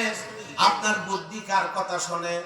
বাহিরের যত হাত পা চোখ কান নাক যা আছে সব আপনার অন্তর যেটা চায় সেইটাই শোনে। কথা কান ঠিক না বেঠিক? এই জন্য বাজান, বাহিরে যত গুনাহ হয়, হাত যত গুনাহ করে, এই গুনার দাগটা অন্তরে লাগে, কলবে লাগে। চোখ গুনাহ করে, তার একটা কালো দাগ কলবে লাগে। আমার ভাইরা জেনা করে, তার একটা কালো দাগ কলবে লাগে। দুনিয়ার বাহিরের যত গুনাহ হয় সব গুনার ময়লাটা জমা হয় গিয়া কলবের ভিতরে। আল্লাহর নবী বলছেন, ও দুনিয়ার মানুষ, কলবের যখন ময়লা জমে, যখন তোমরা বেশি বেশি করে জিকির করবা, আর কলবটা যখন জিন্দা হয়ে যাবে, কলবটা যখন পরিষ্কার হয়ে যাবে, আয়নার মতো পরিষ্কার হয়ে যাবে, তখন এই আয়না নামক কলবের ভিতরে আখিরাতের প্রতিচ্ছবি তুমি দেখতে পারিবা। তোমার নামাজ খাঁটি হবে, রোজা খাঁটি হবে, হজ খাঁটি হবে, চিল্লা খাঁটি হবে, বক্তৃতা খাঁটি হবে, জীবনের সব আমল খাঁটি হবে। বাজান, সব আমলকে যদি খাঁটি করতে হয় তাহলে অবশ্যই কলব নামক দেহরাজ্যের রাজধানীটা আগে পরিশুদ্ধ করা দরকার। কথা কান ঠিক না বেঠিক? আমি যখন মনে করেন আমি সিল্লায় গেলাম অথবা তবলিগ গেলাম, আমার মতো খারাপ মানুষ নাই। তবলিগের ভাইদের আমি দাওয়াতে অথবা কোন তরিকার ভাইয়ের দাওয়াতে গেলাম, পিসা হুজুরের কাছে গিয়ে তওবা পড়ে আসলাম, আসিয়া লম্বা জামা গায়ে দিলাম, টুপি পরলাম, পাগড়ি পরি, নামাজ পড়ি, সব পালন করি, কিন্তু মানুষের সাথে আমার লেনদেনটা ভালো না, ঠকবাজি করি। তখন এক ভাই আর এক ভাইকে কয়, ওই যতই দেখলো বাহিরে সেপত সড়ক, যতই দেখ লম্বা জামা পাগড়ি টুপি, যতই দেখ সুবহানাল্লাহ সুবহানাল্লাহ, ওর ভেতর কিন্তু এলাম ঠিক হয় নাই। হয় না? তার মানে কি ভেতর? এই জন্য কি বাহির বাদ দেওয়া লাগবে? না বাজান, ইমাম মালিক রাহমাতুল্লাহ আলাইহি বলেছেন, শরীয়ত এবং ইলমে মারিফাত ফিকহ, যিনি শরীয়ত শিখলো, যিনি ফিকহ শিখলো, আর যিনি শুধুমাত্র ফিকহ শিখলো, তাসাউফ শিখলো না, আর তিনি হলো ফাসিক। খালি শরীয়ত মানলো, ইলমে মারিফত মানলো না, তিনি হইল ফাসিক। আর কোন ব্যক্তি খালি ইলমে মারিফত মানলো, তাসাউফ মানলো, ফিকহ মানলো না, শরীয়ত মানলো না, ওই লোকটা হলো জিন্দিক, কাফের। আর যারা ফাজামাআ বাইনাহুমা ফাতাহাক্কাকা, যারা ইলমে শরীয়ত মানে, ইলমে মারিফত মানে, ফিকহ মানে, তাসাউফ মানে, এই লোকগুলা হলো খাঁটি মানুষ। জোরে কোন সুবহানাল্লাহ। কত এই কয়েকদিন আগে কলা 40 টাকা হালি নিলাম, মালভোগ কলা 40 টাকা হালি, দেখতে এত সুন্দর, একটা দেখিয়ে মন মানলো না, 2 হালা নিলাম 80 টাকা দিয়ে। 2 টাকাও কম দিবে, 5 টাকা কম, 75 টাকা দিলাম তবু দিল না, 40 টাকা নিলাম। বাড়ি যেয়ে দেখি সাল ফুলাইয়া ভেতর ওই যে কালা কালা হয়েছে আর কি, স্প্রে বোধহয় বেশি করছিল নাকি, কালা কালা হয়েছে। এখন আপনারা কোন বাহিরটা যতই ভালো হোক, ভেতরটাও ভালো হওয়া লাগবে না? কালা কালা হলে খাওয়া যাবে? ভালো লাগবে, মাথা খায় না। আরো একদিন ফির কলা দিছি ভাই, সেটাও কিনেছে 50 টাকা হালি। সেই কলা বাহিরটাও সুন্দর, ভেতরটাও সুন্দর। এখন ছুলিয়ে যে খাওয়া শুরু করলাম, এখন আর স্বাদের পুষ্টি নেই। আগের কাজ সেই ছোট কলা, চেঙ্গনুয়া কলা, কি রে স্বাদ! আর এত সুন্দর সুন্দর ভাই কলা, কি লম্বা লম্বা হাইব্রিড, কতগুলো স্বাদ দেয়, হ্যাঁ কতগুলো স্প্রে করে, এত ভালো কলা, ভেতরও ভাল বাহিরও ভাল, তারপরেও ভেতরে কোনো স্বাদ নাই। আমার কথা কয় না, এই কলা আছে না নাই? বাজার আমি কলা দিয়ে আপনাদেরকে উদাহরণ দেই, কতগুলো মানুষের ভিতর এত সুন্দর, ভেতরটা বাহিরটা এত সুন্দর। ভেতরটা আল্লাহর নবী বলেছেন তার কলবটা শয়তানের কলব পরিণত হয়েছে। এই লোকগুলা যাদের বাহিরটা সুন্দর, ভেতরের কলবটা নষ্ট হয়ে গেছে, অন্তরটা নষ্ট হয়ে গেছে, এই লোকগুলা দিন দিয়া দুনিয়া কামাই করবে। জোরে কান নাউজুবিল্লাহ। বাজান আপনারা কোন এখন এই সমাজে দিন দ্বারা, ধর্ম দ্বারা দুনিয়া কামাই করার পদ্ধতি কম না বেশি? বেশি। আরে বাবা তুমি ঢাকার থেকে আসবে, ওয়াজ করবে, আমরা ওয়াজের আয়োজন করেছি, তোমাকে 10,000 টাকা পাঠাইছি পথ খরচ। তারপরে তুমি লাল কি বলা হয় অ্যাকাউন্টে আসলে, এখন আমরা অ্যারেঞ্জ করছি, আমরা তুমি ঢাকার থেকে আসবে, আমাদের তো একটা কমন সেন্স আছে, তোমাকে অন্তত একটা হারিয়ে দেওয়া লাগবে, তোমার পরিবার আছে, কথা কন। কিন্তু উনি অর্ডার থেকে চুক্তি করে গেলে 1 লাখ টাকা দেওয়া লাগবে, 50,000 আগত স্টেজে উঠার আগত বাকি 50,000 টাকা। ঘটনা তো ঘটছে আগে। 1 লাখ টাকা চুক্তি, যেই বক্তাটা আপনারা কোন 1 লাখ টাকা যে চুক্তি হইলো, কষ্ট পাচ্ছেন? 1 লাখ টাকা চুক্তি হয়, আচ্ছা 1 লাখ টাকা চুক্তি করে 50,000 পাঠিয়ে দিলে, সে বাকি 50,000 টাকা রংপুর গেস্ট হাউসত নেবে। এখন এখন আসিয়া দেখি বৃষ্টি, 2 মিনিটও কথা হওয়ার পারি না। আচ্ছা এই 1 লাখ টাকা জায়েজ হইলে না জায়েজ হয়? হ্যাঁ, এই ব্যবসাটা বাংলাদেশে কম চলছে না বেশি চলছে? যতদিন এইরকম চুক্তি ভিত্তিক বক্তা দিয়ে ওয়াজ করবেন, আল্লাহর কসম 2 আনার কাজ হবে না। কেন? আল্লাহ কইছে সূরা ইয়াসিনে, আত্তাবিউ মাল্লা ইয়াসআলুকুম আজরান ওয়া হুম মুহতাদুন। তোমরা তাদের আনুগত্য করবে, ওই মানুষগুলোর আনুগত্য করবে যারা কোনো বিনিময় চায় না, ওয়া হুম মুহতাদুন, তারাই হবে হেদায়েত প্রাপ্ত। সুবহানাল্লাহ কবেন না? যারা বিনিময় চায় না, এই লোকগুলোর কাছে দেওয়া লাগবে। যারা ইলমে শরীয়ত আছে, ইলমে মারিফত আছে, এই লোকগুলোর কাছে দেওয়া লাগবে। আমার ইলমে শরীয়ত মারিফত থাকলে ওই যে কলার মতো হয়ে যাবে, ভেতরও ভাল বাহিরও ভাল, খেয়া দেখবেন স্বাদ নাই। বাংলাদেশে অসংখ্য তরিকা আছে, অসংখ্য আলেম আছে, ইলমে শরীয়ত আছে, ইলমে মারিফত আছে। একটা লোককে তাওয়াজ্জু দিয়া কলব জিন্দা করে দিবে, অটোমেটিক কলব আল্লাহর নাজিকের করবে। এই স্বাদ, এই ইলমে তাওয়াজ্জু, এই ক্ষমতা নাই। কষ্ট পাচ্ছেন? আমি একটা বুখারী শরীফ থেকে হাদিস পড়ায়া আলোচনা শেষের দিকে যাই। মসজিদের কালেকশন করবেন না? না, এটা ভালো, ঠিক আছে। আচ্ছা, বুখারী শরীফ প্রথম খন্ড 7 পৃষ্ঠা, আর কি বলা হয় 22 পৃষ্ঠা। এই যে শেষের হাদিস, হুজুর এই দেখেন। আচ্ছা, একটা কথা বাপ শুনেন পড়ে।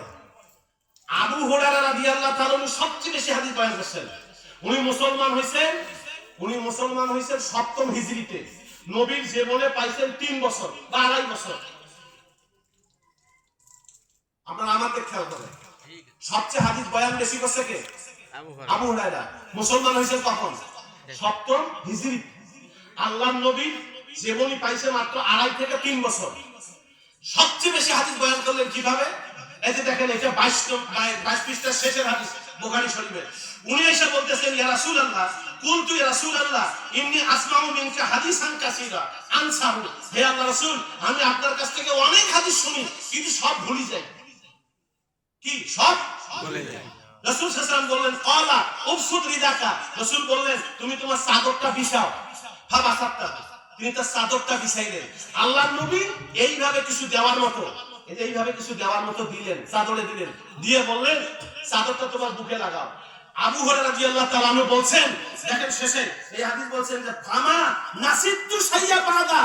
এরপরে আল্লাহর নবী যত কথা শুনছি, যত কথা কইছে, একটা কথাও আমি ভুলি নাই। সুবহানাল্লাহ। সেই লোকটা কইল, আমি আগে এত কথা হুজুর শুনছি, আপনার হাদিস শুনছি, একটাও মনে রাখতে পারি না, ভুলি যাই।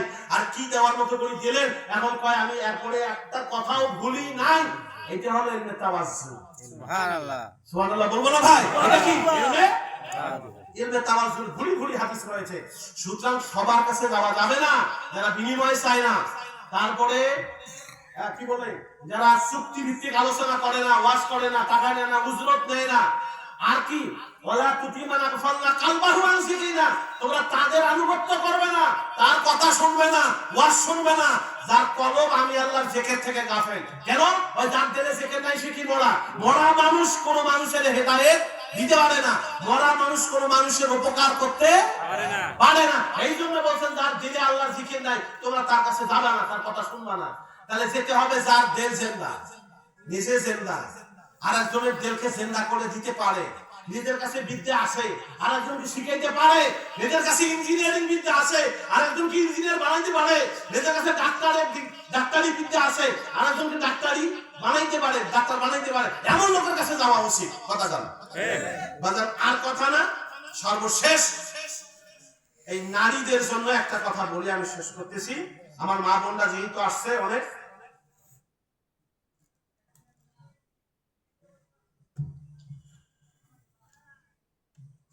বায়াত তো আমরা এখানে মুসলমানের কথা কইলাম, মুসলমানের ভিতরে নারীও আছে, পুরুষও আছে। কিন্তু দেখেন, আল্লাহ তাআলা নারীদেরকে স্পেশাল ভাবে বায়াত করানোর জন্য আয়াত নাযিল করেছেন। সূরা 60 নম্বর সূরা মুমতাহিনা 12 নম্বর আয়াত। আমি আয়াতটা খালি তেলাওয়াত করতেছি। বিসমিল্লাহির রহমানির রহিম। ইয়া আইয়ুহান নাবিয়্যু ইয জাআকাল মুমিনাতু ইউবাই'নাকা আলা আল্লা ইউশরিকনা বিল্লাহি শাইআ ওয়া লা ইউশরিকনা ওয়া লা ইয়াজনিনা ওয়া লা ইয়াকতুলনা আওলাদাহুন্না ওয়া লা ইয়াতিনা বিবুহতানিন يفترينه بين أيديهن وأرجلهن ولا يعصينك في معروف فبايعهن واستغفر لهن إن الله غفور رحيم. سورة الله أكبر. আল্লাহ তাআলা নবীকে বলছেন, হে নবী, যখন মুমিনাগণ, বিশ্বাসী নারীগণ, আচ্ছা বিশ্বাসী নারী মানে কি? অমুসলিম না মুসলমান? আপনারা তো ফতোয়া দিয়ে বলেছেন পুরুষ বায়াত করলে হবে, নারীদের বায়াত নেওয়া লাগবে না, দিবেন আছে না? কি কইতেছে? হে নবী, যখন বিশ্বাসী নারীগণ, মুসলিম মুমিন নারীগণ আপনার কাছে আসবে বায়াতের জন্য, কোন কোন বিষয়? ওই যে আগের বিষয়গুলো, আল্লাহর সাথে শরীক করবে না, চুরি করবে না, জেনা করবে না, সন্তান হত্যা করবে না, দুই হাত পায়ের মধ্যবর্তী শিশু অপবাদ অন্যের ঘাড়ে দিবে না, ন্যায় সঙ্গত কাজে বাধা দেবে না। এই সব কাজে যখন আপনার কাছে বায়াত নিতে আসে, তখন আপনি কি করবেন? আপনি তাদেরকে বায়াত করান, ওয়াস্তাগফির লাহুন্না, আপনি তাদের জন্য ক্ষমা প্রার্থনা করুন। ইন্নাল্লাহা গাফুরুর রহিম, নিশ্চয়ই আল্লাহ ক্ষমাশীল এবং দয়াময়। সুবহানাল্লাহ। তাহলে নারীদের বায়াত হওয়া লাগবে না, লাগবে না? আচ্ছা আপনারা কোন পুরুষ দিয়েই খালি সমাজ হয়, নারীদের দরকার নাই? হ্যাঁ, আমি তো কই সমাজ ভালো করার জন্য নারীদের আগে দরকার। হ্যাঁ? ঠিক।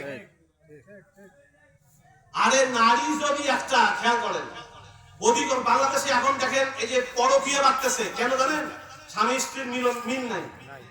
তারপরে দেখেন আরেকটা আছে তালাকের হার বেড়ে যাচ্ছে বাংলাদেশে। এই দেখবেন সব জায়গায় কাজীদেরকে জিজ্ঞাসা করে দেখবেন সব কাজই আপনাকে রিপোর্ট দিয়ে দেবে। বাংলাদেশে তালাকের হার বাড়তেছে, পরকীয়ার হার বাড়তেছে। এর কারণ কি? নারী আর পুরুষের মধ্যে কোনো স্বামী স্ত্রীর মধ্যে কোনো মিল নাই। আচ্ছা, স্বামী যখন বাহিরে 14 গোষ্ঠী হাঁটিয়া পরিশ্রম করিয়া বৃষ্টির ভিজিয়া রোদে পুড়িয়া কামাই করি বাড়িতে আইসে, আর বাড়িতে যদি আসিয়া দেখে জরিনার মা মুখে ভাগ করিয়াছে, ভালো থাকবে? আর যদি আসার সাথে জরিনার মা এখন পাখা নেছে আসিয়া বসার সাথে সাথে একটা পাখা নিয়ে বাতাস করতেছে, ঘাম নিজের শাড়ির আসল হোক অথবা একটা গামছা হোক অথবা অন্য কিছু দিয়ে ঘাম মুছি দিয়া পানি এক গ্লাস আনিয়ে দিয়া যখন শুনবে যে মনটা খারাপ কেয়া যে এই হয়েছে, তোরা চিন্তাই করেন না, আমরা আসি যে সামাল দেবো, আল্লাহ আমার পার করবে। এই যে সান্ত্বনা পারুক আর না পারুক, এই যে সান্ত্বনাটা দিল, এই যে ব্যবহারটা দেখাইলো, আপনারা করেন স্বামী স্ত্রীর ঘর ভাঙবে? হ্যাঁ, আসার সাথে বাড়িতে খাবার নাই, ভোট নাই, ভোট নাই, বোঝে না? বা শুরু হয়ে গেল দুইজনে। তার আগে নারী ভালো হওয়া দরকার কিনা? বা কথা কয় না, ভালো হওয়া দরকার না? নারী যদি নামাজি হয়, আপনার সৎ যত কামাই করেন আপনার খাদ্যের স্বাদ পাবেন, বরকত পাবেন।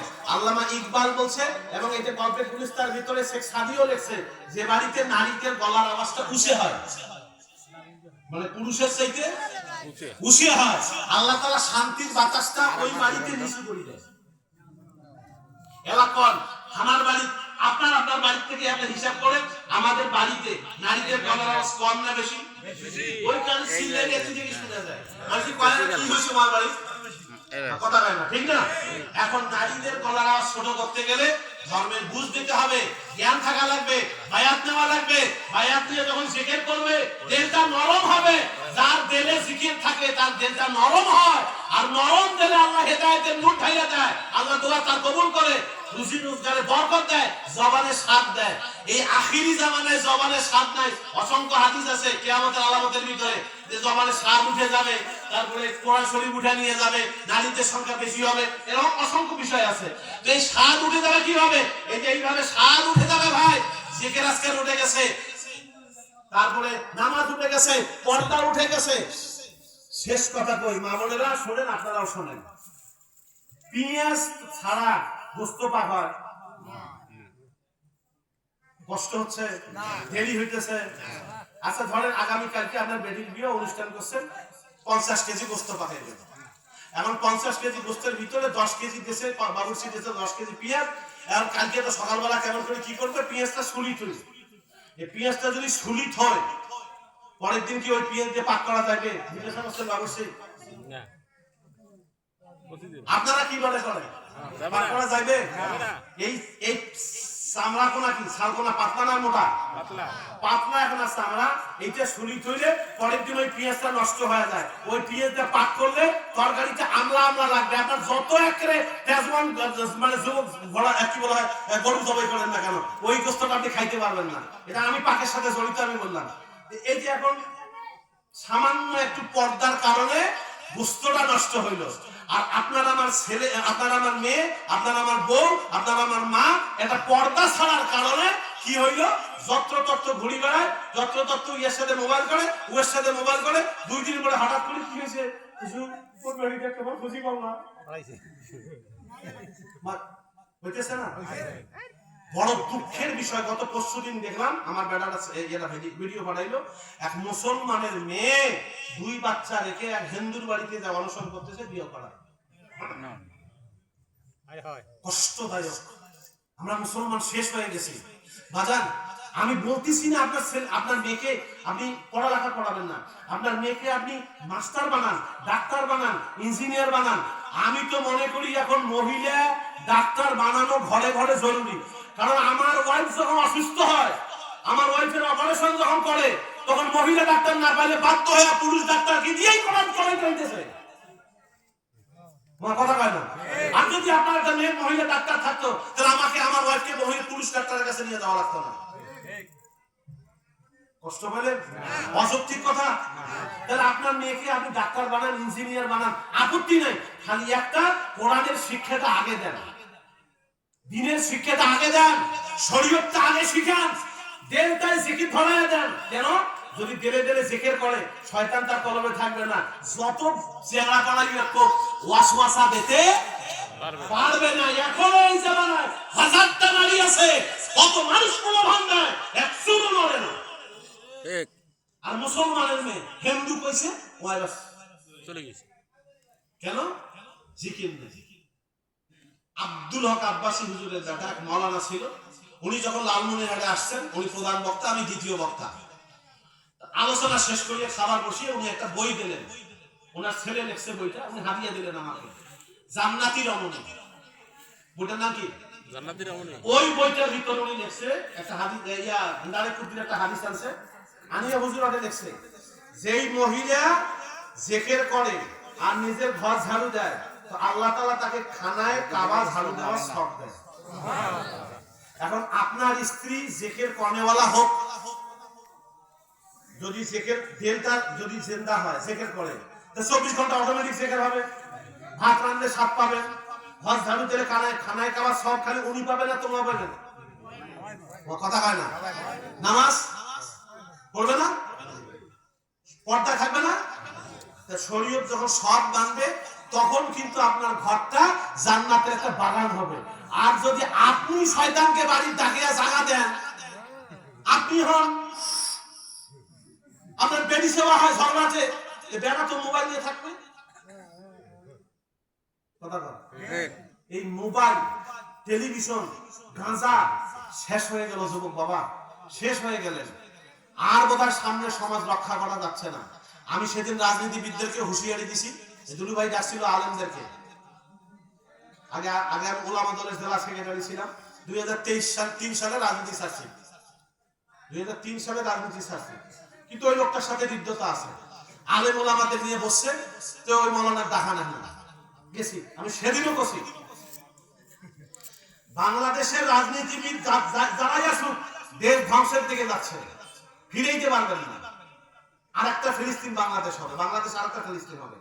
ফিলিস্তিনি তেমন মুসলমান মারতেছে, কেউ কথা কয় না, আমাদেরকেও ভারত মারবে অথবা মায়ানমার মারবে, আমরা কেউ পাশাপাশি কোনো মুসলমান কথা কব না। কেন? ওই যে নৈতিকতা হারাইছি, মুসলমানের ভালোবাসা হারাইছে, সম্প্রীতি নষ্ট হয়েছে, একজন আরেকজনকে দেখলে সালাম দেই না, ওই মিলেট পড়ে এই মিলেট পড়ে না, এই ওই তো হাত এটা কোনো বাঁধে, আমরা তো হাত এটা কোনো বাঁধি, ওই ছোড়ে আমিনকে আমরা আসতে আমিন করি, এই কিসের পিন মুড়ি দিই, এই নানান কায়দায় আমরা ভাব হয়ে গিয়া এখন আমাদেরকে মারতে উঠে সুবিধা হয়েছে না। আর আমরাও যা এখন হসি যে কাকে কে মুসলমান আর এক মুসলমানকে ঠকাইতে। আমাদের নৈতিকতা নাই। যে জাতির নৈতিকতা থাকবে না সে জাতি আর বেশি দিন আগাবে না। বাংলাদেশ অচিরেই গৃহযুদ্ধের দিকে ধাবিত হচ্ছে। যদি ভালো না হয়, কোরআনের দিকে ফিরে না আসে, ইসলামের দিকে ফিরে না আসে, তাহলে আমাদেরকে আবার ওই ফিলিস্তিনের মতো আবার মারবে, করার কিছুই নেই। আরে সারা জীবন তো খালি গায়ে খাসিয়া দিয়ে জমা তুজি, এখন হাতিয়ারও বানাই নাই, এখন হাতিয়ারও বানাই নাই। বাংলাদেশের সাথে যদি যুদ্ধ লাগে 2 মিনিট টিকবে না বাংলাদেশ। বাংলাদেশের মানুষের মনোবল আছে, সাহস আছে, বুদ্ধি আছে, কিন্তু যত সাহস থাক বুদ্ধি থাক এটা হাতিয়ার থাকা লাগবে। তো তোমার একটা সোড়া ধরি আছে, মনে রেখে লাঠিও থাকবে না, কথা হয় না। লাঠি থাকলে একটা সোড়া দিয়ে সোড়া দিয়ে বাজে দেওয়া যাবে। সুতরাং দেড় জেন্ডা করে বাচ্চাগুলাকে কোরআন হাদিস শিখান, শরীয়ত মতো চলেন। রাজি আছি ইনশাআল্লাহ? এইবার আমি আপনাদের একটা শেষ কথা কই, যেহেতু আমি একটা তরিকার কাজ করি, তরিকা খাস মুজাদ্দিদিয়া, এই তরিকা খাস মুজাদ্দিদিয়ার পক্ষ থেকে আমার রাস্তায় আমি আপনাদের দাওয়াত দিচ্ছি। এইখানে ইলমে শরীয়ত আছে, ইলমে মারিফত আছে, ইলমে তাওয়াজ্জু আছে। এখানে কোনো ভোট নাই, এখানে রাজনীতি নাই। যার রাজনীতি সে করবে, যার ভোট সে করবে। আমরা শুধু মানুষের অন্তরের মধ্যে এই জিকিরের জোয়ারটা তৈরি করে দিতে চাই। যদি জিকিরের জোয়ারটা তৈরি হয়, লোকটা নামাজ, রোজা, হজ, যাকাত, চিল্লা, বক্তৃতা সব খাঁটি হবে। ওই লোকটা যদি ঈমান নিয়ে কবরে যায়, ওই ওসিলায় আমিও মত পাবো। কথা কয় ঠিক না? এই জায়গায় দাওয়াত দিচ্ছি, আল্লাহর রাস্তায় এই দাওয়াত গ্রহণ করতে রাজি আছেন কারা কারা? আল্লাহ আমাদের কবুল করুক, সকলে বলে আল্লাহুম্মা আমিন। তাহলে এইটা নিতে গেলে বায়াতের মাধ্যমে নিতে হবে। রাজি আছেন? কথা হয় না, রাজি আছেন? তো সবাই একটু আগায় আসবেন, সবাই আগায় আসবেন, কারোর সামনে ফাঁকা থাকবে না, সবাই একটু আগে আসবেন। চাপিয়ে এসো একদম চাপেন চাপেন এদিকে চাপেন চাইপে আসেন বাজান আপনারা যদি একটু আসেন, তারপরে যান, ওখানে বসেন, চাইপে আসেন চাইপে আসেন বাজান তওবা করবো, তওবা আসেন, আমরা গুনাহগার, গুনাহ থেকে তওবা করি, আসেন। এই লোকজনের চাপেন না কে